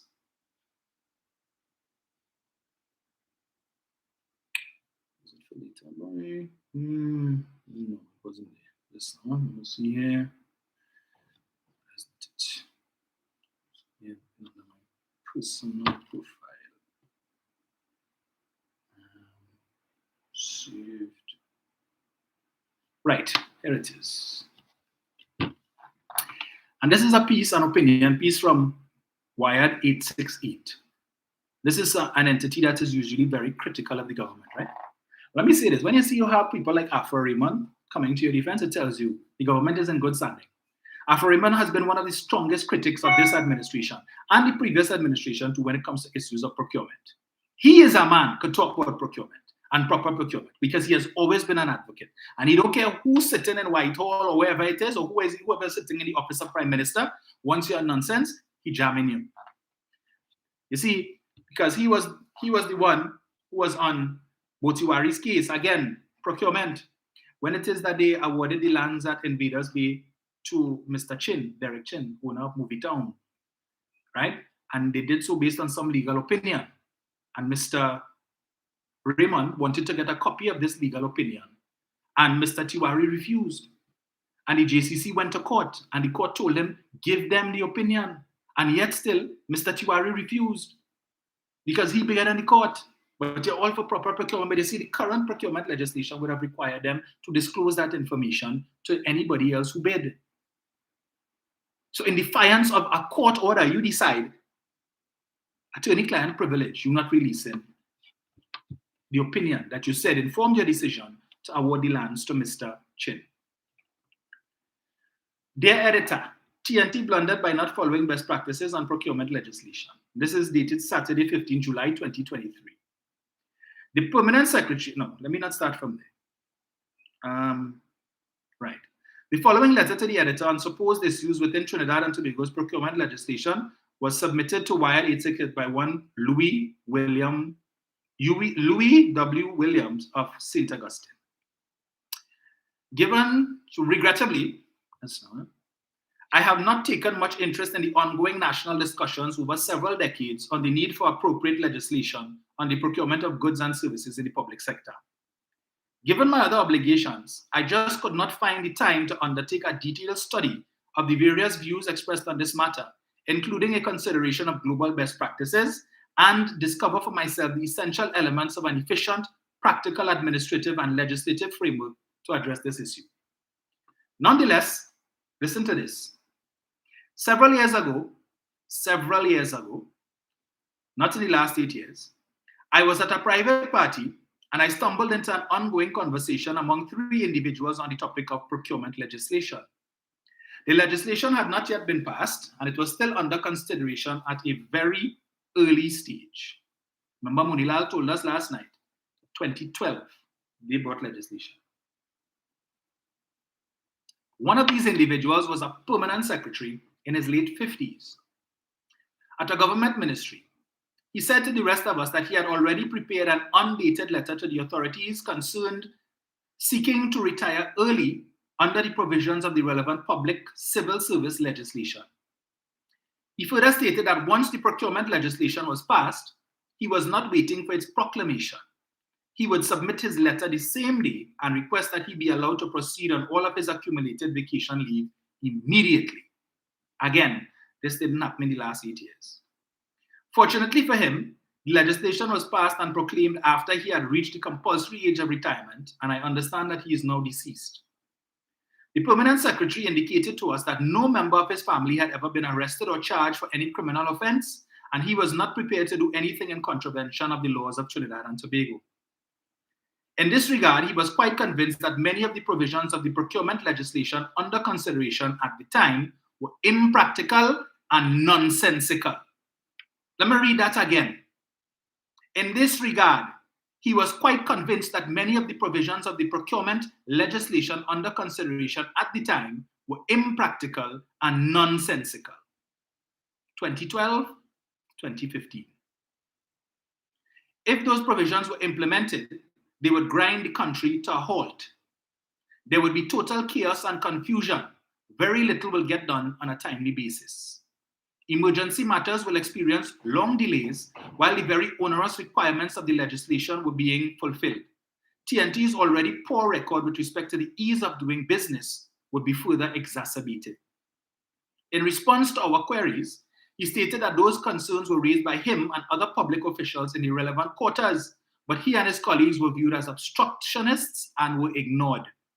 2012 to 2015. The PS suggested that the powers that be were hell-bent on adopting this most unsuitable legislation to please a very well-meaning, vocal but uninformed interest group. He asserted that numerous provisions in the draft under consideration were not in keeping with international best practices. He lamented the apparent absence of thorough, comprehensive, and detailed analysis by the relevant business organizations and interests, especially in the small and micro subsector. That is why today they catch in the nenen to register with the Office of the Procurement Regulator to be able to get pre-qualified. You know why? Because they wouldn't take the time to read legislation to see what is in there and how it could affect them. Because plenty of them didn't know that what they have to do now in order to continue to provide services to the state, they didn't know what they had to do. Now, they find themselves the subject of a rude awakening, catching the royal, plenty of them, who depend on the government, right? And the Prime Minister said some time ago, we know of the state, we know of the government, and they get good licks for that. But plenty of them who get the bulk of their money from providing services to the government today, they backside in a bind because they now realize what the procurement legislation meant, things that they didn't take the time to read before to understand. But you know, that was the popular thing to do. Jump on the bandwagon and jam the government because they stick in to proclaim the legislation. And here the hypocrisy. The same Prasad Bisesa who has a problem with the government making exemptions to the provision of certain things. Just a few Mondays ago at the Monday Night Forum, she griping and complaining, this government, they're oppressing the small business owners. Look, under this procurement legislation, the bacon shack vendor and the doubles lady and the corn soup lady and the man who's selling the papers on the corner, if the corporation they having a little meeting, a statutory meeting, and they want to get some refreshments, all these people have to go and register with the procurement regulator in order to be able to provide a little refreshment. Yeah, that is suffering the poor people. Look at what Rowley and this wicked government have these small business owners who are the little shop. And man, how they could do that? You want exemption for them? I want to ask her, the legislation that you propose that I'm now reading about here, did it propose exemptions for these small business owners? Or did it contemplate that every Tom, Dick, Harry, Jenny, and Jane was supposed to register with the Office of the Procurement Regulator? You see, it's convenient to talk that stupidness and feed that to your supporters because they will take that and run with it because you know they're intellectually lazy and wouldn't take the time to read the legislation. Well, bring us a copy of what you propose so we could examine it and interrogate it and see how much of a damn liar you are. So you want to accuse this government. So you didn't read the legislation when it was before the parliament? You didn't see in that legislation at the time before it was passed, you didn't see that the bacon shack lady and the doubles man and the papers man and the lady who making the corn soup would all be subject to the same legislation and have to register in order to provide services. But you want them exempted so that the chairman of the Penal Debe Regional Corporation could have his big, or the Princess Town, whichever one of them, could have the his event earlier on this year and give his sister-in-law a contract for $12,000+ to provide roti. And then the roti wasn't enough, so he said he had to dip in his pocket to pay out another $4,000 to get additional roti, so almost $17,000 in roti. And I'm sure he probably went back and asked the corporation for his money, right? To present them with a bill to say, look, I spend this and all, I need to reimburse me for that. What was the procedure? Proper procurement procedure. Hey, my sister-in-law does make our best roti, by get you the contract. It's true. Boy, when you see her eat that, you bite into that roti, so you want to eat off your fingers? Yes? Yeah, well, all right, get you the contract now. No proper procurement. They know about procurement then, eh? This is January. And then he comes to say, the money came out of the chairman's fund, and that is not public money. And as soon as the media call him and ask him some questions and provide him with some information, he didn't know for 3.5 years, he didn't know that the chairman's fund was public money. You call back the reporter in 3 minutes to say, well, you know, I took the last minute and a half to consider what you're saying, and I realize you're making sense, and I realize I may have interpreted the fund wrong. I realize now it's public money. You didn't know that for 3.5 years, but one call from a reporter, and in 3 minutes, you were able to come to that discernment. So exempt the small businesses, yeah? All the people trying to make a little living and provide money, provide a little service to the corporation. Yeah, exempt them. I continue. It was clear to him that the very onerous and cumbersome requirements of the then proposed legislation would adversely affect their operations in a very significant manner. The permanent secretary explained that if he had to implement the provisions of the legislation then under consideration, he was not prepared to bend or break the law. This would at times lead to significant delays, especially in emergency and unforeseen circumstances and additional costs and hardships. This is what Imbert was telling Ole last week in the press conference, that this thing was not properly thought out. Now that it is in the rollout stage and we see the issues, the teething problems that are now coming to the fore, they need to be addressed in a real way to ensure that the running of the government continues. So that when it is you need to get toilet paper, but the person who provided the toilet paper, the grocery, you have to tell them, well, hey, we realize all you haven't been pre-qualified by the Office of Procurement Regulator, and we know you all used to be providing this for years, right? So here now, until all you sort out all your stories, we can't. So when Joe public servant walk into work at 9 o'clock, right? And your belly griping you, since you sit down in the maxi, because you eat a bar doubles or whatever it is, and you're going in the toilet and it ain't no toilet paper, you want to call the Express and the Newsday and the Guardian to complain that public service, you can't get toilet paper. That when you go in the kitchen, you can't get a cup of coffee, no hand towel, it ain't no Lipton tea bag, no sugar, nothing. You remember earlier on in the life of this administration, in the first term, they was talking about that? Some memo that went around from the PS or something talking about the provision of all of these different things. Simple things like that, and the Prime Minister spoke about it the other night. To buy a newspaper, a simple thing as buying newspaper, all of these people have to be pre-qualified by the Office of the Procurement Regulator. And that making sense. That making sense to the UNC. No exemptions. No.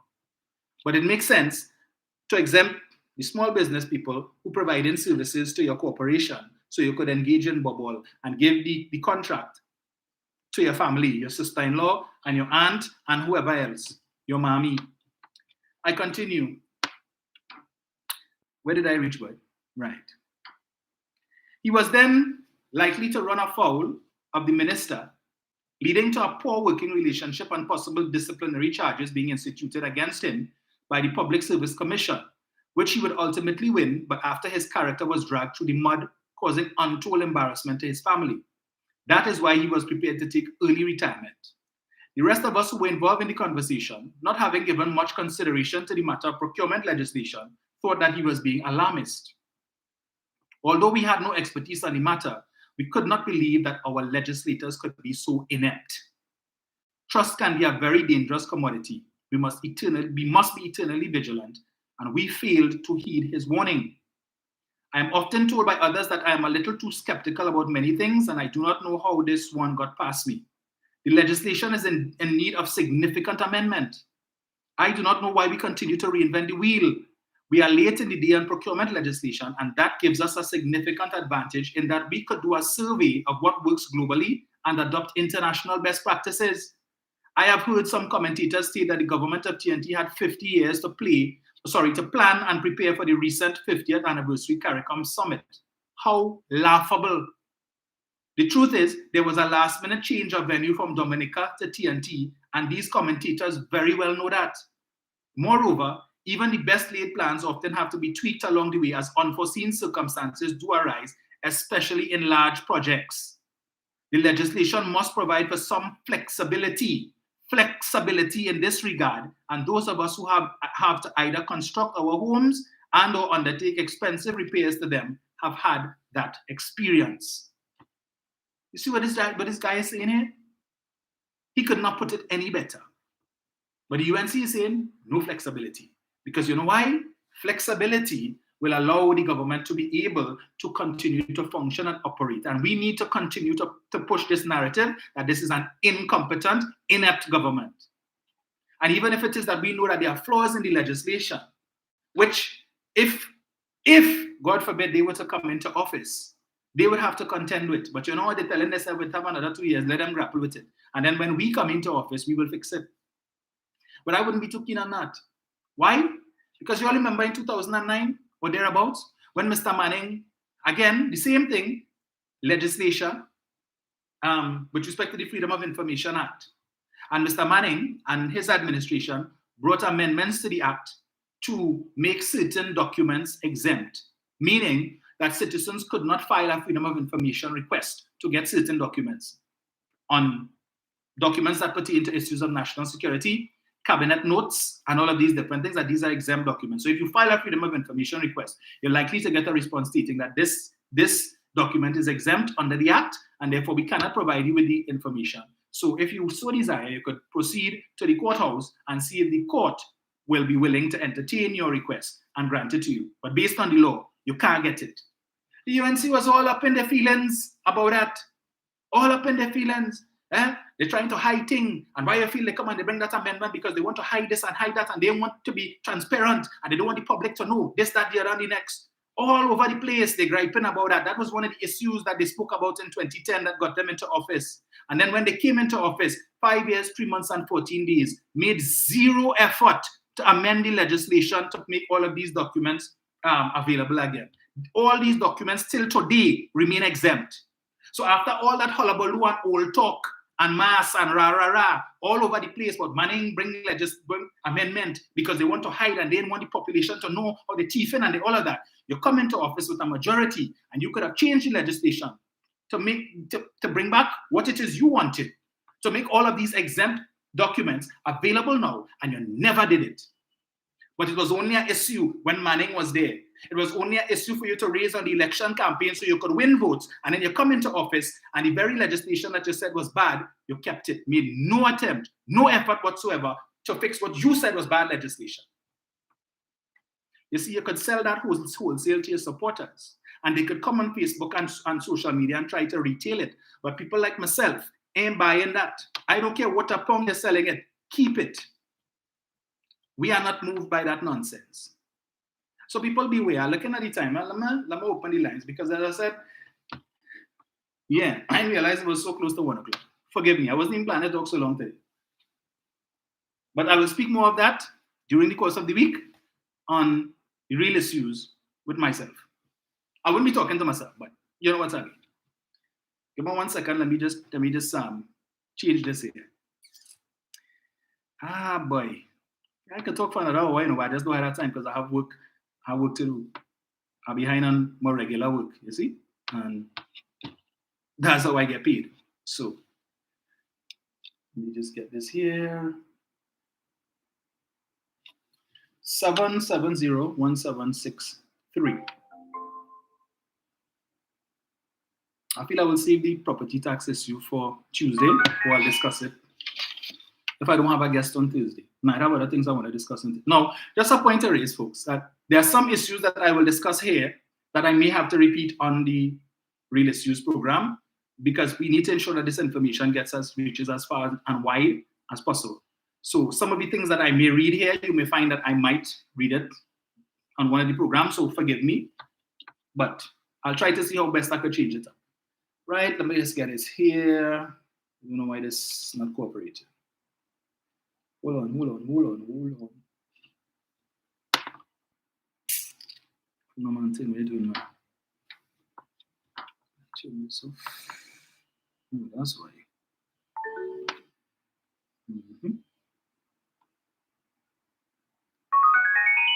Right. Now we cooking. So, hold on.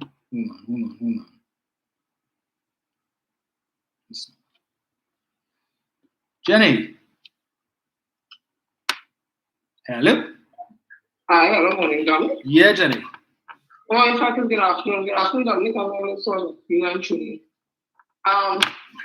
My simple conversation when I talk about campus service and all those who came with that, we have to stand your ground, and stand your ground though as shown in America. Yes. That is one particular ethnic group that is affected by the terrorism, usually the African America.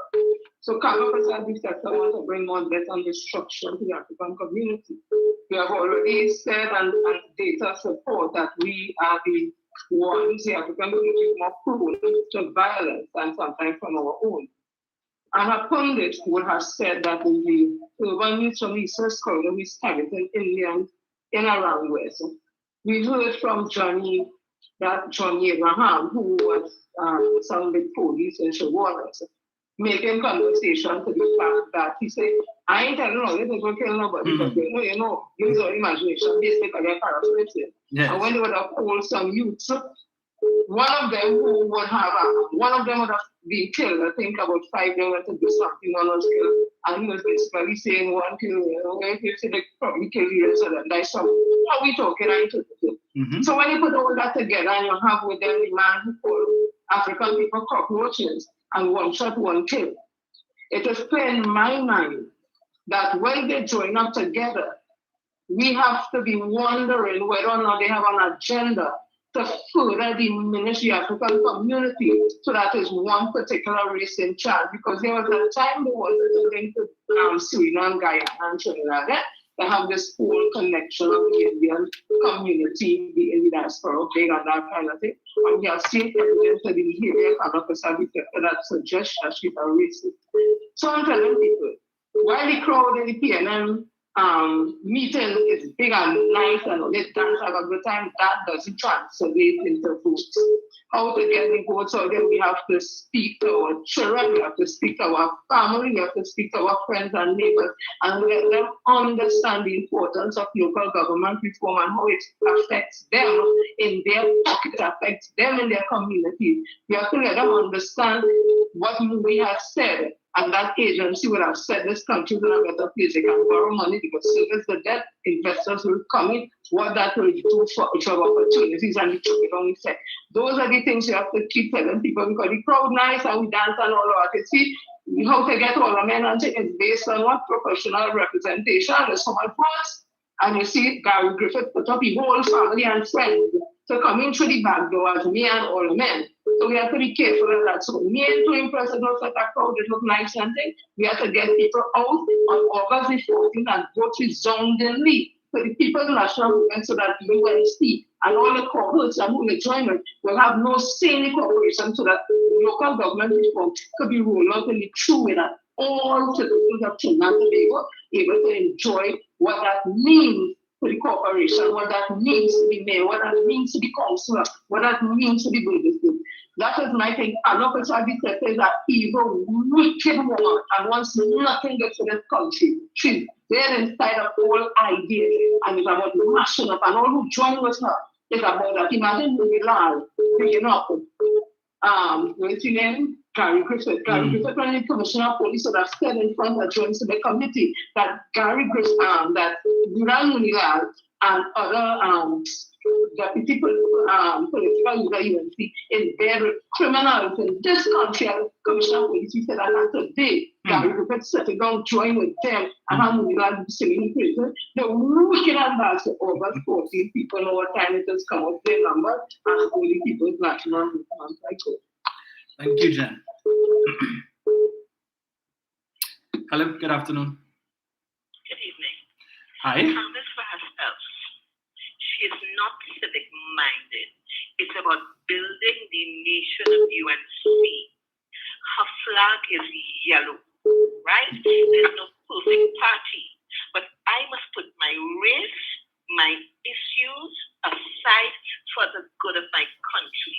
If she loved the country, as she said, shouldn't keep digging pit and lying at every turn. Kamala, here's the question now.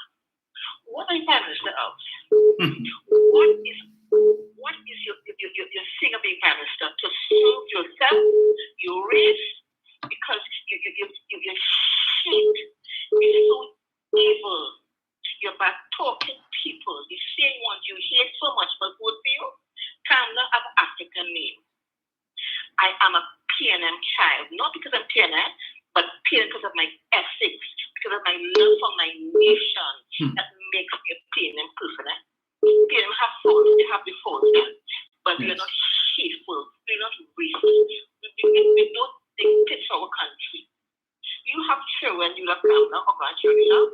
You be UNC people, right? You believe lies, learn to think, right? You say flower prices raised, it dropped twice. You must think, is Kamala talking the truth? Is she lying? Learn to think. Between me and Z have better. Learn to think. Oh God, it's like the think. You'll have to come, I don't understand.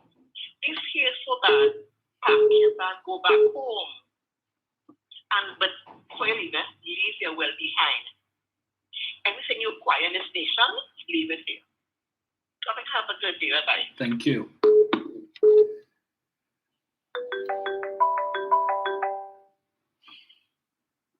Hello, good afternoon. Dominic. Sir. What's going on? I am good. How are you going? I'm hanging in there. Nice. Hey, Dominic. Yes, sir. UNC meeting last night was on 106.5. The same radio station Dr. Rowley went on and do interview with Julian Rogers and Bob talking West Indies cricketers. But I ain't called for that. Dominic? Yes, sir. When CARICOM leaders were in Trinidad, the first person called on America to lift the embargo against Venezuela was Ralph Gonzalez. Dominic, the only two leaders, CARICOM leaders, that called on America for Maduro to attend the meeting in Qatar was Ralph Gonzalez and Dr. Rowley. You think America forget that? But Ralph Gonzalez, he gone again? Dominic, I will leave it here. Thank you, sir. You're easy. Oh gosh, boy. Even why you don't like Venezuela? Why? What Venezuela do you? Oh gosh, boy. We say good afternoon to Mr. Chance, to Miss Marilyn Gordon. Hey. Let's see. Get this here. Hello, good afternoon. Dominic. Yes, sir. How are you doing? Good. I am very good. Yeah, thank you again, Dominic, for identifying the hypocrisy, the corruption, the thieving coming from Kamala Prasad, Biswas and the UNC. Well orchestrated, well put together. But I also add one thing to it, and that is the point you alluded to. Thank you, Jenny. Excellent contribution. We've got to vote the second quickly. I'll come on because I know you have little time. Part of what she's trying to do, Dominic, besides do that, she's trying to grind the government to a halt. So that the government can't even buy a roll of toilet paper. Correct. People understand what Dominic was talking about. That procurement, I've been in the public service for a big time of my life. I spent most of my life there. And that is, you have to have a system. And what she's trying to do is to grind the government to a halt. And I want to tell you the two things she wants to grind to a halt now. She wants to talk and mash up the CARICOM conference. All the benefits she got from that. We're not talking about that, you know. We talking about Kamala. But we're not talking about all the benefits, all the agreements that Dr. Oli signed. We're not talking about the $100 million that the US gave for us to establish a technical institute in Trinidad and Tobago. We're not talking about the fact that the United States provided a court prosecutor so that the person will be lodged in Trinidad and Tobago to help us with gun crime and gun trafficking. We're not talking about that, you know. I'm not trying to switch it, as Jenny said. So she's an evil and wicked person. And we have to know that. And that is what we're trying to repose. That is what we're trying to go out and vote. But let me tell you this other part. That's what I'm saying, that exemptions in countries all over the world. If you read procurement law in Jamaica, I've read it, in Singapore, in many countries there are exemptions. Because the government must give me authority and power, but they don't have the responsibility. How can you do that? And that's what she's trying to do. But I know this week, Dr. Oli going to fix it. Okay? Dr. Oli going to fix it. They're going to go to Parliament. Those of you who read yesterday's newspapers, you'll see what the leader of our business said. They're going to go to the Parliament, by the law, by the standing orders, and they're going to fix it. So we're not going to be in trouble. And I want to tell you what you're trying to block. You know what you're trying to block? You know the king of the Ashanti is supposed to come here for emancipation? You know that? You know she's trying to block that? That is, you have to procure things for that. And she wants to block that. Do you know from the 4th to the 11th of August, we have any Commonwealth Youth Games? You know she's trying to block that? If you don't procure things for that, how could you host 70 countries of the world? 70 Commonwealth countries coming here between the 4th and the 11th of August to participate in a Commonwealth Youth Games. 1,000 athletes. We have spent $86 million to upgrade the Hitchcocker Stadium. And she's trying to block that in this whole talk. Because this thing is to interfere with procurement. And we will have to procure things to welcome the king of the Ashanti from Africa and to welcome these 70 countries coming here for the Commonwealth Youth Games. People, as I tell you, have to go to the polls. You know why you want to the polls? You want to give the government a mandate. The government has passed the law.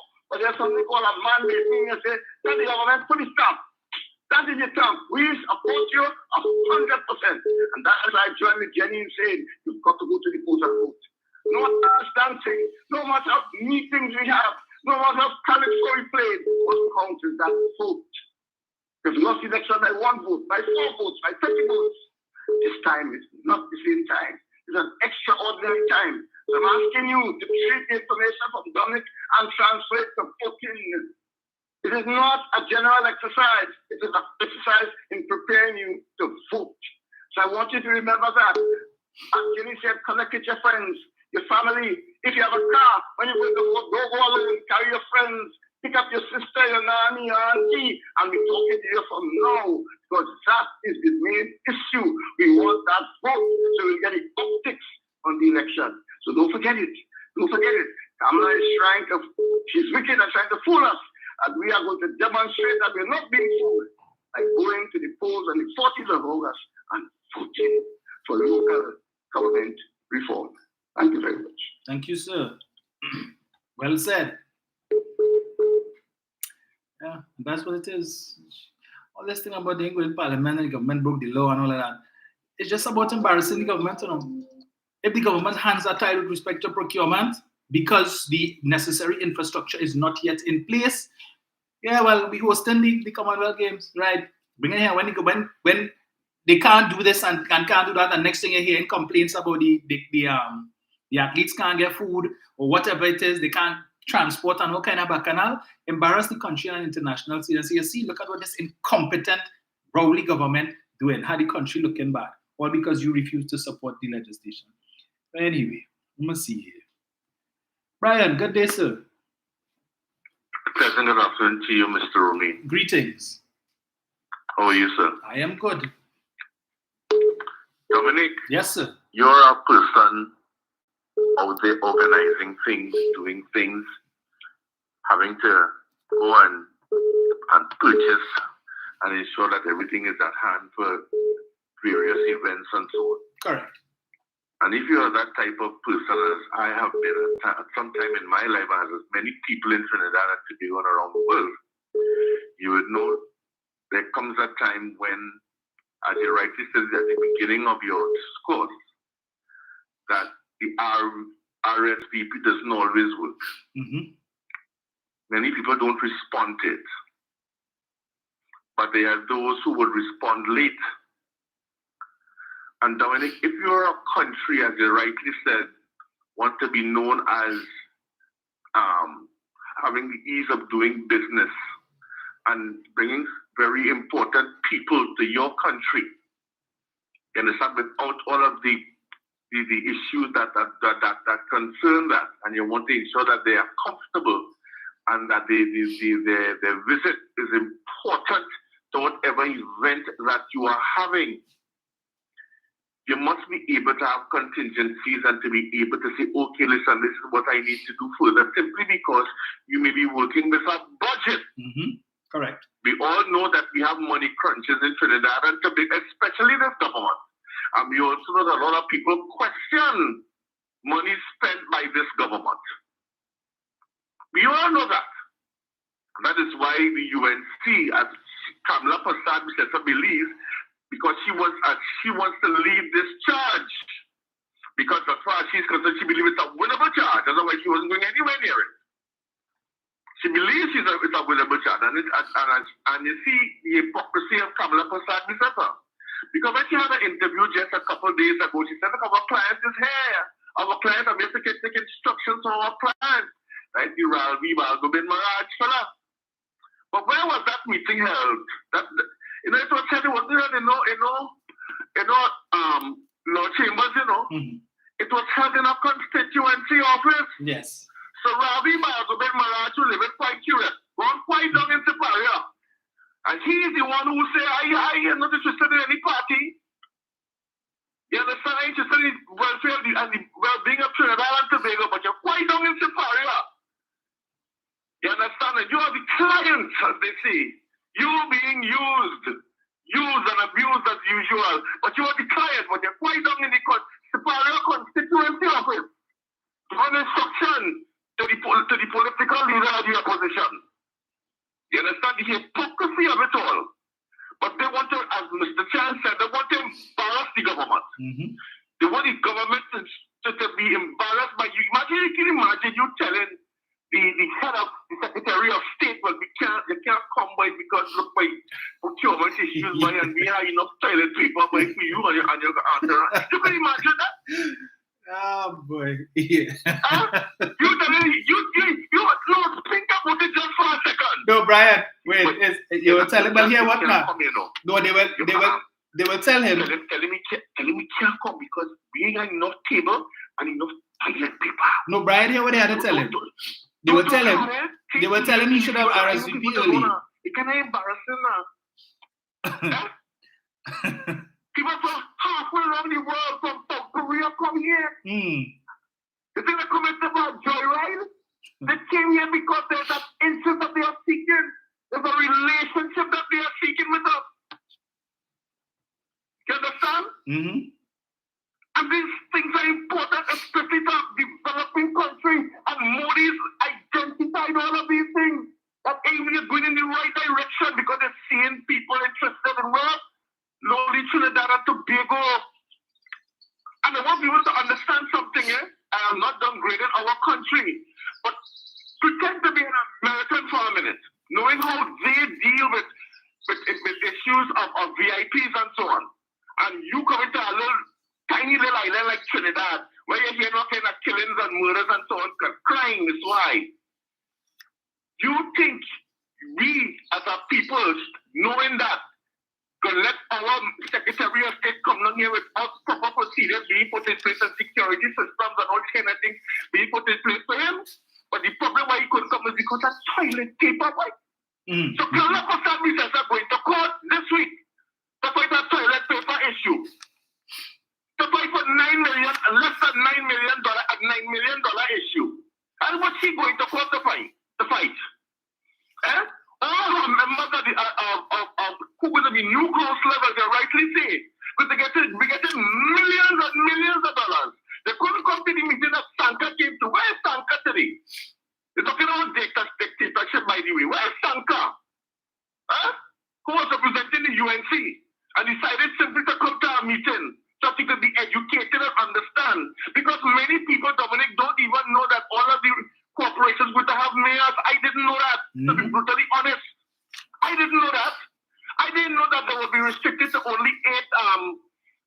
people, members of the executive. I didn't know that. But many people don't know that too, Dominic. So when you see after the 14th of August 2014 comes around, and you see bacchanal and controversy in the constituencies that they might win, like Penal Dere. You understand? And then they go say, well, we don't know what's going on, and nothing is happening. It ought to be the government, but it won't be the government.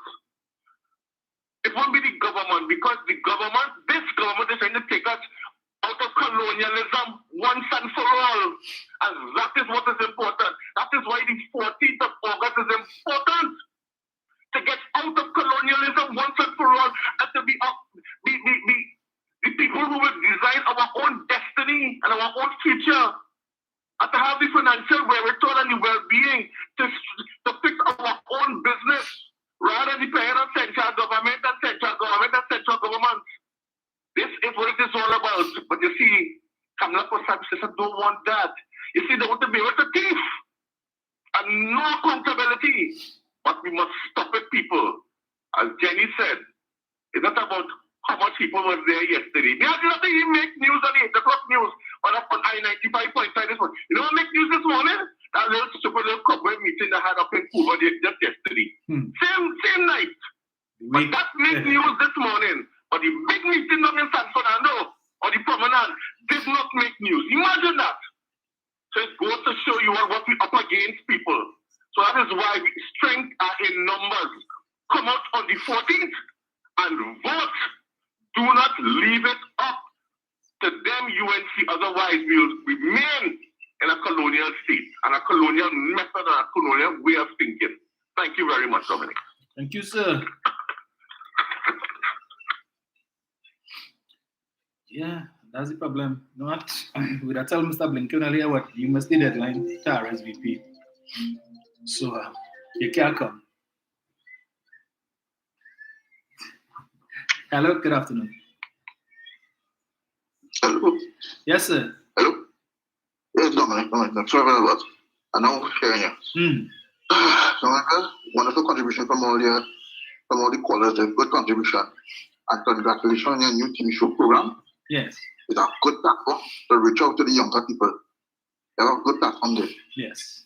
Dominic, like I said, I was happy to see the crowd last night at the meeting, but like I said, crowd don't bring vote. It is you, the voters, that come out on the 14th. Right. Right? Don't feel comfortable and don't sit in a comfortable room and say, well, the crowd is big and okay, I'm going. They don't work like that. Yes. Everybody come out and vote. Treat this as a general election. Right? And from what I see from the other side, well, I don't know. I am still wondering if Gary Griffith have a following. Based on what I saw on the other side, how come I didn't see blue with the yellows at that little gathering they had on the other side? Because that Dominic, where the blue supporters, he said, I'm playing the tongue blue. You know? Yeah, the blue supporters want no part of the UNC. Yeah, I know. And like I say, Dr. Roddy gave us the head up about how the spirit UNC is. So they're going to do a blitz campaign and they're going to highlight crime. This is something similar they did with Patrick Manning in the 2010 general election. Yes. Where they was interviewing people and the people was bad talking Mr. Maran because one of the relatives of the closest loved ones were killed by the bandits and they was blaming Mr. Maran and they paying him for that. I remember those blitz where they was interviewing people. I don't know if you remember that. Yes. Right? So it is nothing new. This is our old tactic. Right? Put the city UNC and Cambridge Analytica and perhaps Ross Advertising. I don't know if Ross Advertising is with them. But I know that is our old tactic they use and they don't want to use the second after Rowdy. So continue and you see what they're doing there with how people suffering and they're going to standards and stuff like that, Dominic. Yes. Continue showing those pictures about who going to movie town. All them places are going and they are money for doing. Show all them things and say who's suffering. So you continue what you're doing, right, Dominic? Yes. Thank you. Thank you, sir.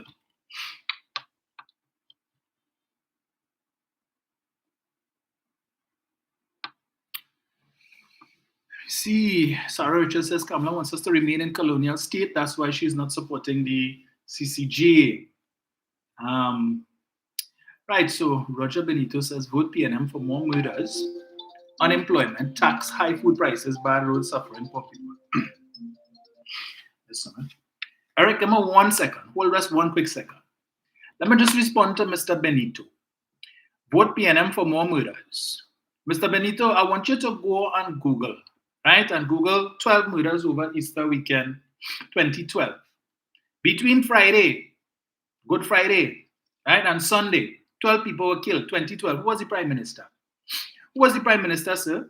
You want to talk about tax? I've spoken about that before, Mr. Benito. Keith Rowley increased personal allowance 3 times from 60,000 to 90,000, such that thousands of people in this country who between 2010 to 2015 were paying income tax no longer pay income tax, Mr. Benito. That is tax savings. Thousands of people who between 2010 and 2015 were paying higher taxes because of the fact that the personal allowance was 60,000. As a result of the increase by 30,000, Mr. Benito, these persons are saving as much as $7,500 a year. So they're paying less taxes than under Mrs. Prasad Bisesa. Keith Rowley reduced VAT from 15% to 12.5%. And it's not only on food that they have VAT. So the next time, Mr. Benito, you decide to go to buy a brand new car, here what to do. Tell the salesman in the showroom, you want to pay 15% VAT. You don't want Keith Rowley 12.5%. The next time you go to buy clothes, tell the shop owner, the store owner, you want to pay 15% VAT. You don't want Rowley 12.5%. You don't want that savings. The next time you have to do repairs on your house and you go to the hardware to buy blocks, cement, or anything, tell the hardware owner, you ain't want to pay 12.5%. You want to pay 15% because Rowley is about tax. And it is Keith Rowley and his administration that remove VAT off of laptops, cell phones, tablets, computers. Did Kamala Prasad Bisesa do that? Because you see, it's not only secondary school children that need laptops, sir. There's people who go into university, students who finish high school and go into university who need laptops too. And their parents had to find money to pay tuition in addition. She didn't see the need to help them with laptops. The parents had to find the money. But Keith Rowley saying in recognition of that, we will remove VAT on all of these things. But you want to talk about tax. Tell us, Mr. Benito, what measures did Kamala Prasad Bisesa and the People's Partnership undertake to provide tax relief? Other than the VAT they remove for the 7,000 food items. Come in the comments and tell me anything else that they did. Keith Rowley increased the minimum threshold for first-time homeowners on stamp duty from $850,000 to $2 million. So that means if you're a first-time homeowner, a young person looking to buy a house, even if you're not that young, you could buy a house for up to $2 million and the close to $70,000 that you would have to find separately to pay stamp duty and closing costs, you don't have to pay that. Keith Rowley said, keep that. Use that to paint the house, to buy furniture, furnish the kitchen, a bedroom, something. Kamala Prasad Bisesa did that. So all you need to check on yourself when you come in with your talking points and your nonsense. This administration has done more for tax relief for the citizens of this country than Kamala Prasad Bisesa and the People's Partnership ever did. So miss me this morning with your BS. Eric, go ahead. Good afternoon to the listeners. Dominic, good program as usual. I mean, to Mr. Chance, Mr. Jenny, Brian, everybody who brought valuable contribution to this this procurement bill that the opposition leaders feel that we are living in a stone age, that they pretend, well, we forgot that what they did in her tenure as Prime Minister and under the PP administration. But then again, Dominic, what do you expect from a leader that who always feel that it's all right and good when they are in office, that they don't see behind the tail, but when this administration is in office, they have everything to say about what the government is doing, right? Well, I won't touch much because, as I said, the previous one would have elaborated more on the procurement. Well, on Wednesday, we will wait and see what will be the outcome, because all the complaining that Saddam Hussein saying, oh, the government didn't have no sit-in for this, but all right, but Wednesday coming here is a sit-in, so let me see what will be the outcome. Correct. Now, Dominic, I have a little situation here. I don't know if you can help me or anybody, but apparently I kind of slow, or I'm not sure right? How much seats the NTA said was going to for? I can't remember that one. Right. I think UNC was going to for 110 seats, right? Yes. Right. And the next 31 seats would have been for NTA. Correct, yes. Right. Now, I'm watching in today's papers here on the Guardian page 10. Right? Now, I've seen in Arima here, right, the Borough Arima, the NTA putting up 7 and the UNC putting up 7. Right? In Arima? And they go Martin, they putting up 10. Both of them putting up 10 each. Okay. Yeah, right? And they're putting up 6 in points, both of them, no.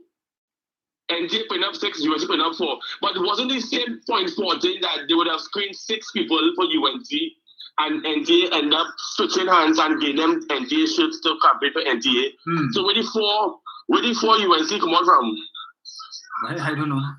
You understand how strange? So they really feel that people dotish or they stupid or something, because right now Gary is good for 69 seats in this election.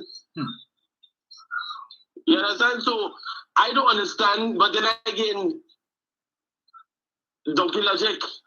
That is why the they had last night down in Cuba South.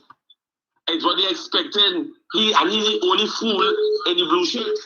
But that blue is a cut the UNC blight. You understand? It's a cut the UNC blight because there's an adjustment. They are disgrace to this country. And I hope that people come out, all these young people who was down in South last night, when they come out, we have to send a strong message to Kamla Prasad, the CESA, and the NTA, UNC, whoever, that we don't want to live nowhere in government, no corporation, nothing. You understand? When they come out, we have less than a month, rally your troops, get on board, and go and support your 141 candidates. I know come the next meeting will be down in Siparia, so you know that UNC is strong. So it will be back and down there. Well, you know, I will be down there. I'm going down this next meeting. Dominic, I locked on good program. Thank you, sir. And I want to remind Mr. Benito that right now there is a tax amnesty on, right? Since November last year, it was supposed to be till February and it's been extended to August 31st. The UNC had a problem with that. The government is saying to persons who are owing taxes from since 2020, 2019, now they have all the taxes to pay and you have not paid and you would have incurred about 4 or 5 years of penalties and interest. Come and just pay the tax liability. We will waive the penalties. We will waive the interest.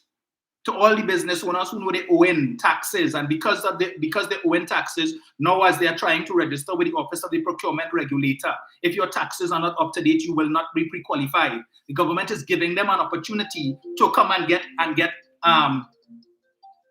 your taxes in order, and there's amnesty, so you ain't paying no interest and penalties. That is tax relief. That is relief for them. The UNC had a problem with that.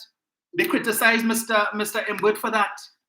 So check who really it is that don't care with respect to the taxes. You all need to do your research and see the amount of tax relief that this administration has given. The increase, if it is that you have an annuity, you could claim up to 60,000 now, right? And get tax relief of up to 15,000. Kamla didn't do that, but we will discuss that on another day. Let me see who I have here. Hello, good afternoon. Hello, good afternoon. Hello, good afternoon. Yes, sir. Good afternoon. Dominic? Yes, sir. Yes, good afternoon. Great program. Thank you. First thing, you had a program on Tuesday last week. On Synergy? Did you have a Tuesday program, the regular Tuesday? No, I didn't. Because I was switching and I didn't see Yeah, I didn't have one on Tuesday. Anyway, I was trying to understand this query that Kamla was having about 3 months that the government had this procurement exemption for. And I find it was kind of strange because you see the people wonder, why you still have it? Like it's electioneering and so campaigning and so on and so on. Right. But I only just, during this discussion, I realized that you have a king coming from Ashanti. And then they have the youth games coming up. So obviously they won't have to be going back every minute to get money to deal with these things. And I think it makes sense. Yeah. You know, you take it one time and you get that done with. And well, when next Wednesday, you'll see what happens. But on the issue that Mr. Manning, Dr. Rowley read out last night about their plan on this crime issue, right? I recognize since last week I was saying something to myself. I saw on the tape, and it was even on television, where a group of youths in the St. Augustine area, right, were just hanging out with 8 or 10 of them, one on a bicycle, and they just looking around, you know, and they're claiming that they were some youths around the area looking to break into people's homes. But I find that was looking staged. Yes. 18, one fellow actually coming up, just walking towards the camera, but the face covered, of course, they wouldn't take off the mask. And they just parading in one spot. I feel that was a set. You know, they just hanging on in one corner, like you know, when a dog in the village and eat, and all the potong just hanging around. Yes. That's how it was looking. That wasn't, if they wanted, was looking to get over the people fence or do something like breaking the people place, they weren't operating a due urgency. They were more like just chilling on the lineman, and I expect many of these situations you'll see coming up as the campaign gets closer. And just to prove the point, that is what happened. And maybe you might expect a lot more with us. Anyway, good program. Thanks again. Thank you.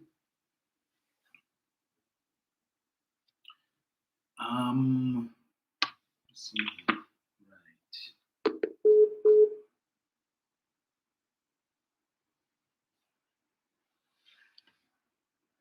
You know, and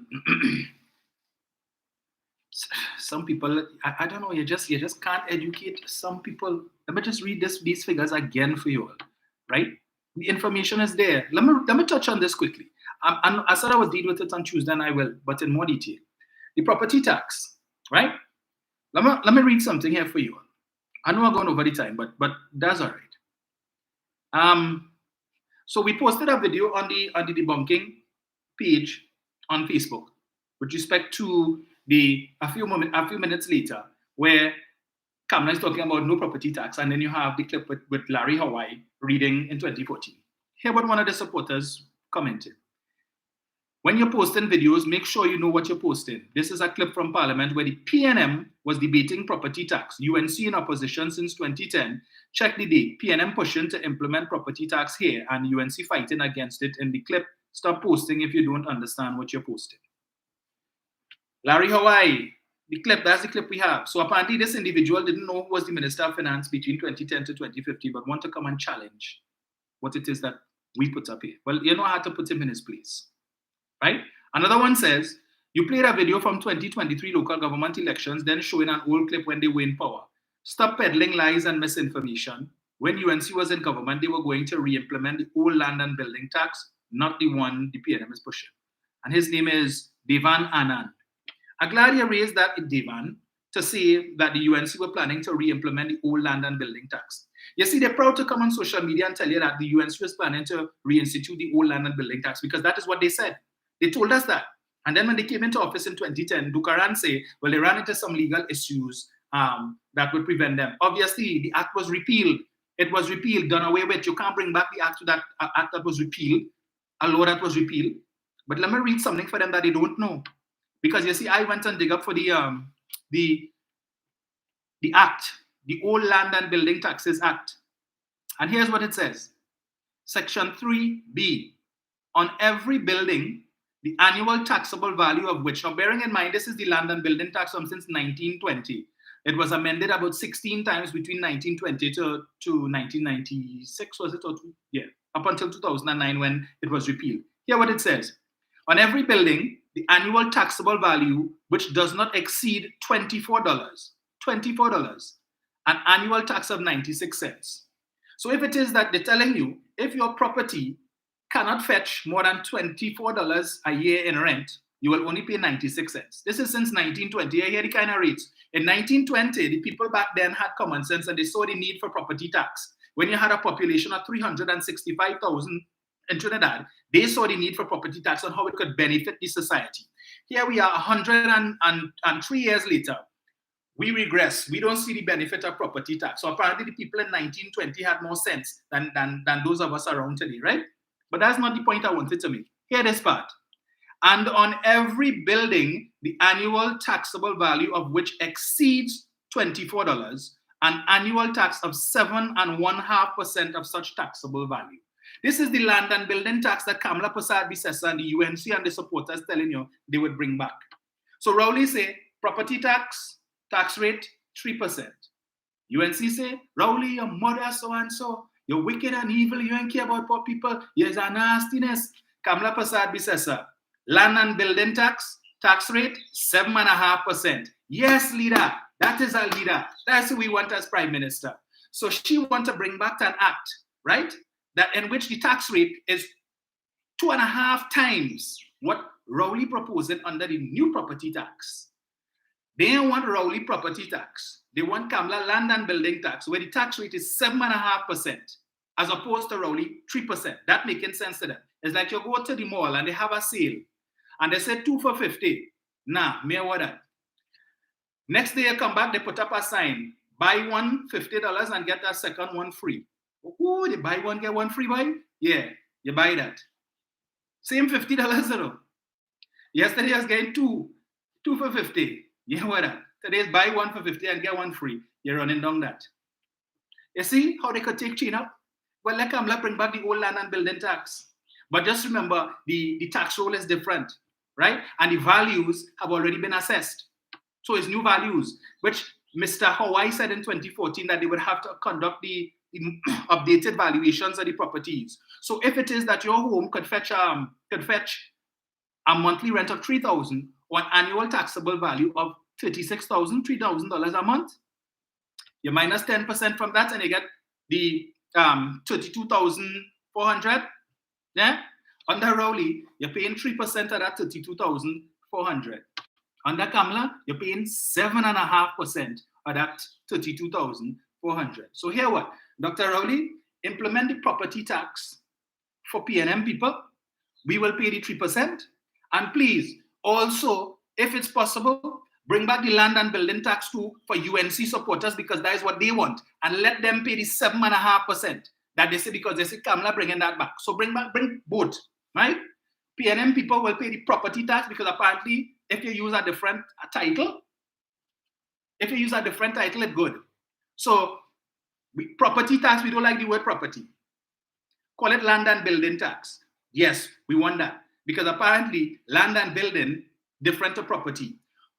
All around the world, it's called property tax. Only in Trinidad, we're still using the 1920 terminology, land and building. But it means the same thing. But apparently they don't know property and land and building is the same thing. So property tax for PNM, land and building tax for UNC supporters, everybody happy. Because they say in Kamla will bring back the land and building tax. It's not what Rowley and the PNM proposing. We happy with that? I say bring it back. Bring the two. Let both acts operate simultaneously. With the UNC supporters in all the constituencies, all they going to pay that. 7.5%, but we in the PNM, we happy with 3%. I want to say what I want to say, but I wouldn't say it. I'll try to keep it respectful. But that making sense to all there. And because all they don't read. You're taking chain up from Persad-Bissessar. Because all they figure, yeah, well, remember Ilana Billet tax was payment. The rates have changed. The valuations on the properties have changed. And that is what they're going to use. There's a new tax roll, you understand? So, but if all that's what all they want, no problem. All they want the old land and building tax, take it. Tell her, bring it back. It's in the law. I just read it for you all. Section 3B. 31B. Go and read it. Google it for yourself. If you feel like lying, right there. Let me read it again for you. And on every building, the annual taxable value of which exceeds $24, an annual tax of 7.5% of such taxable value. 7.5. We ain't talking Kamlamatics here. So last I checked, 7.5 is more than 3%. But all right. If that's what all they want, take that. I could probably take one more quick call. 770-1763. right? And remember, Tuesday, Wednesday, Thursday, the real issues with Dominic Romain. I'm supposed to have the Mayor of Port of Spain, Mr. Joel Martinez, on Tuesday. I'm just working out the logistics for Wednesday. We'll see how that goes, and Thursday will fall in line. I feel Thursday I might forego a guest and just discuss one of these issues on Thursday. But yeah, I think the number is 2355325. Yeah, so one of the admins will post it up for you. But it's also on the screen as well. So remember, Synergy TV, for those of you who view on cable, I think it's channel 112. I don't know what it is if they have it on the other cable providers. And it's also streamed on the Facebook page, trying to see what we could do with YouTube. But they said that with respect to YouTube, I'm going to have to probably start another YouTube page specifically for that program. So for now, the program is going to be running up until the local election, and then we will see what happens after that. But the intention really is to explore a wide variety of issues, not just issues surrounding local government.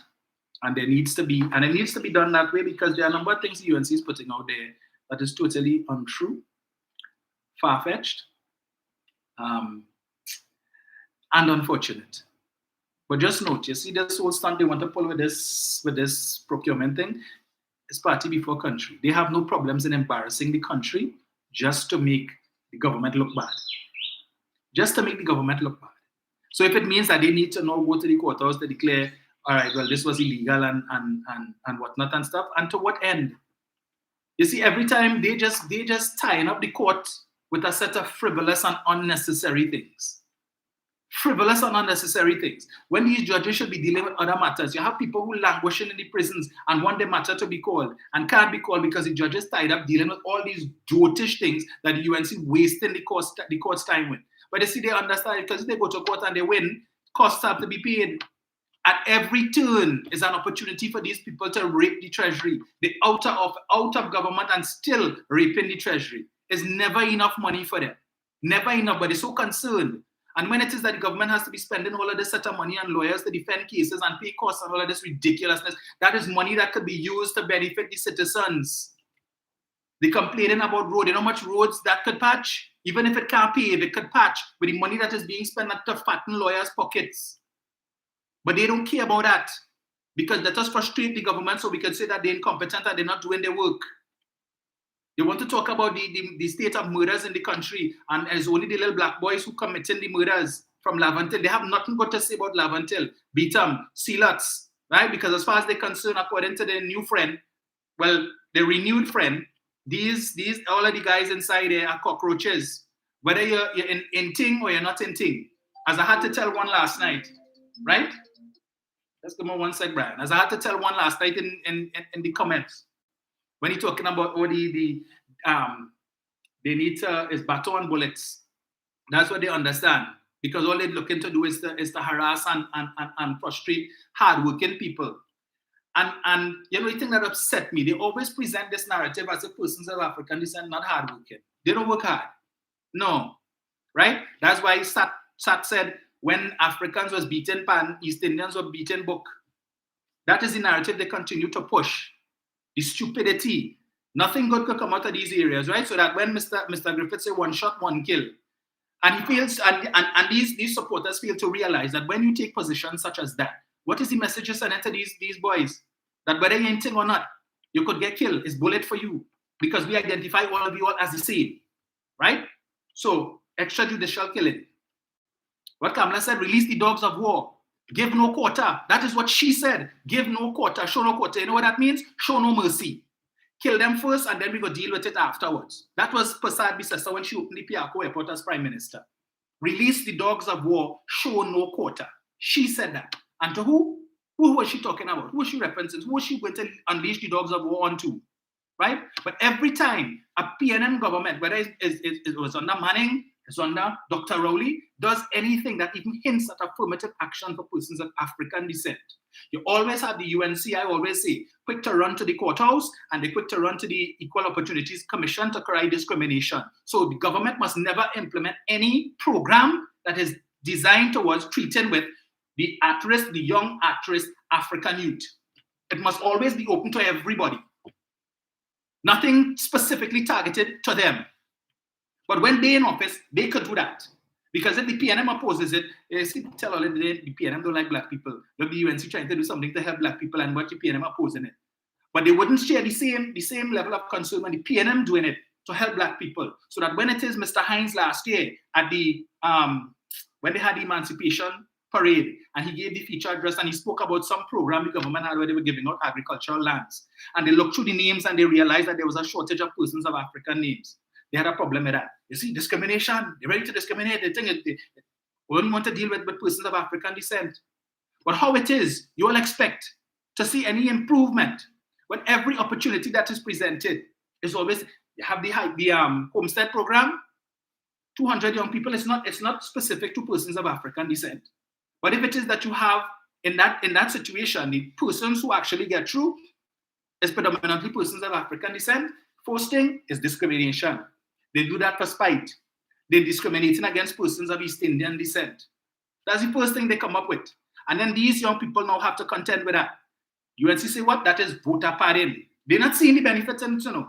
The government plans to open back CCC, which I think they opened 100 and something young people just the other day. A lot of them, predominantly persons of African descent, would have graduated with skills that they could become employed, not employed, start their own businesses. No kudos for that, right? The youth camps and all of these things that they closed down. What did you offer these same at-risk youth? You pay Selwyn Ryan to go and do a report to come and tell all you this is the situation. You come up with life support, 400 million spent, but the young at-risk youth benefited the least. All the millions of dollars went into the pockets of the crooks and the criminals, and the people who were supposed to benefit ain't benefit. All they get is breakfast and lunch a few days, and that was it. And a little stupid stipend. To do what? Color me orange. That's what you offer them. $69 a day for 3 months. Baby grant. I have a clip I wanted to play today with a young lady talking about how Kamala used to give you $500 a month to go buy Pennywise and buy milk and Pampers. That's what you want? Seriously? That is what you want. But they're always talking about handout and gimme. PNM supporters is only handout and gimme. Yeah. Look, Brian, I kept you waiting long enough before I stand up my pressure this afternoon. Yes, sir. Brian. I just want to reiterate one thing and remind Trinidad to be of something else. In the last 3 months before the election of 2015, a certain minister went to the Minister of Finance and asked him for $500 million to write out checks to friends. If they had proclaimed the procurement bill at that time, he wouldn't have been able to do that. Money that he has to now pay back. That is why he is in court today. And secondly, I want to just reiterate this. Emancipation Day is the 1st of August. A king is supposed to visit our shores from Africa. Is this court matter to prevent and embarrass Trinidad and Tobago and the people of African origin? I just ask this question. Have a good day. Thank you, sir. I highly doubt that they're going to answer the question. But we see through it to know what it is. It's about embarrass and by any means necessary. Right now, the UNC is in desperation mode. By any means necessary. Yeah? Because they realize when they see some of the crowds at the PNM meetings as compared to theirs, they're concerned. They still can't believe when they see the comments. It still had dotage people in this country, so why? People still supporting this PNM government. But if you all were to take the time, I always say, Keith Rowley buy 3 ferries. How many did Kamala buy? None. And if it is Keith Rowley didn't buy 3, the sea bridge today would have been totally collapsed. How many hospitals she built? 1 hospital, and convert a government building that was supposed to house government offices to take money out of the pocket of the same so-called 1%. Rent money. All the government departments and state agencies and ministries that should have been housed in that building continue to rent for the last 8 years, and well, not even 8, from 2010 to now, 13 years, continue to pay rent into the pocket of the 1% or whoever owned the buildings, when it is that revenue should have been saved by the state because they should be operating in a building owned by the government, right? All of the leases that were taken out under the Manning administration, government leases run for 3 years. So it means 2012, every lease that Patrick Manning administration signed on would have expired. All. Every last one. so that the UNC had every opportunity to cancel any one of those leases, including number 1 Alexandra Street with Paris, and they didn't do it. After they make a whole fuss, why didn't they do it? They went and renewed the lease, and on top of that, wrote to Zaman Enterprises in December of 2012 to ask them, here now, number 3 available, we want to put the CPO office there. Yes, that's what they did. They had all issues with Paris, talking to them about how much money Paris' family getting every month in rent, but all they wanted to give him some more. Since 2012, they wanted to be putting that extra money in Paris' pocket. Since 2012, the CPO office should have been there. Munilal asked him, he admitted to that they wrote to Zaman Enterprises to rent that building. So Paris would have collected more millions and his family would have collected more millions. They have an issue with that, but they want Paris to pay property tax. So all the millions that Zaman gets in and all the millions they want to tell you Paris getting, he ain't paying no property tax. And they okay with that. She come with the dossier. I have here in my hand a dossier with 150 buildings owned by the clan. And on another night, I will tell you about these 150 buildings and who owns them. Never come back. 150 buildings, right? How much property tax is being paid on this 150 buildings, Mrs. Posabi says? How much? How much are them collecting rent from the state for a variety of different ministries and government departments and not paying 1 cent in property tax? So the money that they should be paying into the coffers of the treasury in property tax to pave road and to improve the healthcare system and to improve the education system, they get in to keep it in their bank account and buy new yachts and buy houses and buy more property and build more buildings to rent and earn more rental income, and not 1 cent of property tax being paid because the UNC say we don't want no property tax. All you're complaining, Rowley want a farm in Tobago, Rowley have a townhouse in Innesgate, and I saw that the Integrity Commission indicated that they no longer investigating that. So any stupid talk they come with, forget that, right? Rowley want have a house in Goodwood Park, and Rowley own property in Landate. All this property he own, and he's saying he want to pay property tax. So he had to pay residential, commercial, agriculture, and he is saying, I, Keith Rowley, want to pay property tax on all these properties that the UNC always griping about. They have an issue with how much property I own. But they want to hold up the property tax to tell me, hey, Keith, nah, boy, what happened to you? You really want to be paying that money, but keep that money now, Keith. All that property, you won't keep it. Keep the money. But have a multi-story apartment building on Picton Street, and how much millions for one apartment, and he bring legislation so that he can get a tax write-off for the building. He have Kamla in court today for that claim. How much property tax he paying on that? He, Mbut, is saying, I want to implement property tax, so I could pay property tax, commercial rates on that property. Kamla saying, no, Colm, I don't want you to pay property tax. I don't want you to take money from your bank account that could go to your family so you all could get richer and put it in the treasury to benefit the citizens of Trinidad and Tobago. How you could do that, Colm? I don't want you to do that. So she don't want Paris to pay property tax. She don't want Rowley to pay property tax. She don't want Colm Mbut to pay property tax. And any of the other ministers and anybody else, she don't want Rohan Sinanan, who they say buy land up in Kumuto or wherever it is, that headed up the way so he could sell to the state. And they talk about, oh, he owned land and he had to get how much money for the Kedona lands. All of that. You don't want Rohan to pay property tax, but always up in Rohan K-Pax about how much property he own and what he and where he buy it and how much he buy it for. All of that. But you don't want none of them to pay property tax. But you're only focusing on the poor man and talking about if your grandparents. And I listened to Jayanti Lakshmi last night talking nonsense about when she thinks about this property tax and she thinks about her parents and having to pay property tax from the pension. So if it is Mr. Manning didn't repeal the land and building tax where the rate, as I just read for you, is 7.5%. And they would still have to pay it, the same land and building tax that's all they're promising to bring back instead of Rowley draconian property tax. 7.5 versus 3. But apparently in the UNC, 7.5 is less than 3%. And that making sense to all you. That making sense to all you, right? Who really making the rich richer?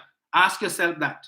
The next time you see a new Starbucks outlet open, ask yourself how much property tax Mr. Mute paying on that. 0. Zilch. Nada. The next time you see a Rituals open or a Pizza Hut outlet open, ask yourself, how much property tax? 0. Nothing. Not 1 penny. But they expect the government to work magic with the little money that they have. Every Monday morning, they want something else.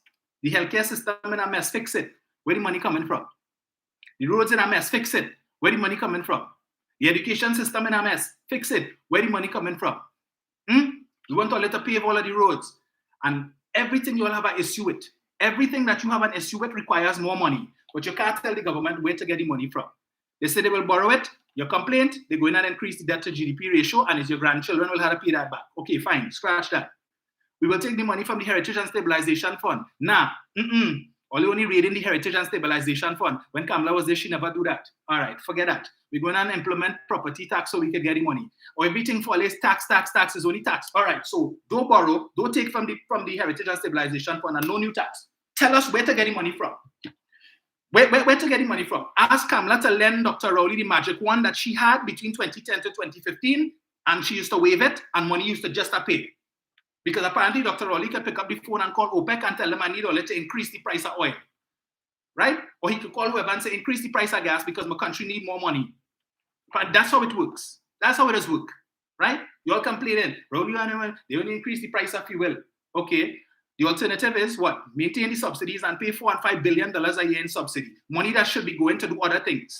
You're complaining that the schools charging a certain money in registration fees. Some of them ridiculous with the amount they're charging, yes. But the challenge is because some of these schools depending on the state for money. And the state could only give them so much, and it is insufficient when it is that they have to use that money to run the school, and in some cases hire teachers privately and use out of that money to pay the teachers. As somebody who sits on the past students union of a school, I know how it works. That in addition to what the school gets from the government every year, we have to find between $400,000 to $600,000 every year to give the school additionally to help them to pay for teachers and to pay for supplies and to do this and do that, all kind of things. Right now, the school is in need of painting and have infrastructural works that need to be done that the school doesn't have the money. So we now have to go and raise this money to give the school to assist because what they get in from the ministry is insufficient for them to do everything that they have to do. They can't get teachers from the ministry because all the teachers that they have in the subjects that they need based in South. You can't expect a teacher who live in Cedros or wherever it is to leave there every morning to come up to Port of Spain to teach and then to go back down. So there are no teachers on the east-west corridor now that you could rely on. So we have to find money to hire private teachers to pay because the ministry not paying for that. Right? But you want the government to find the money for that too. Where the money coming from? We can't print money because we don't have a reserve currency. Trinidad and Tobago money is not the US currency, so we cannot print money. It don't work so because the money will stay in the economy and cause inflation. It doesn't leave. So it's not like in the US when people go, everybody who goes to the US, when they leave to go back to their respective countries, they have US in their pocket, so it leaves in the economy. So it's not in circulation in the economy to cause inflation. In Trinidad, our currency only good here. It ain't leaving to go nowhere. So if you print more money, it stays in the system and causes a problem. But because you all don't understand the fundamentals of economics and how it works, so you figure the government's supposed to be able to, because we're paying tax. We're paying tax, these taxpayers. Well, plenty of you all are no longer paying PAYE thanks to Keith Rowley, and plenty of you all paying less. Where you want them to get the money from? Do what Kamala did and increase the overdraft in the exchequer account, take it into further overdraft. So she increased it by 23 billion, more than any other prime minister in this country. So that's what Dr. Rowley should do. And then when it is the amount of interest that they had to pay on these debts, rise to $5 and $10 billion. So 10% and 20% of the budget has to be going to pay interest every year. Come on, company. Folks, thank you all for joining me. It's already 1:54. I didn't plan to stay this long, but as I said, I have work to do. So join me on Tuesday morning, God's willing, and then, of course, Tuesday night on Synergy from 8 to 10, where I will be joined by, I'm supposed to be joined by Port of Spain Mayor, Mr. Joel Martinez, and we continue the discussion on local government. Yeah, so thank you all for joining me this Sunday. Here they are sweating and I AC. Lordy. Some people less are tired. Yeah, enjoy the rest of your Sunday, the rest of your weekend, and God's willing, we will chat again on Tuesday morning. Yeah, so I'm out. Thanks.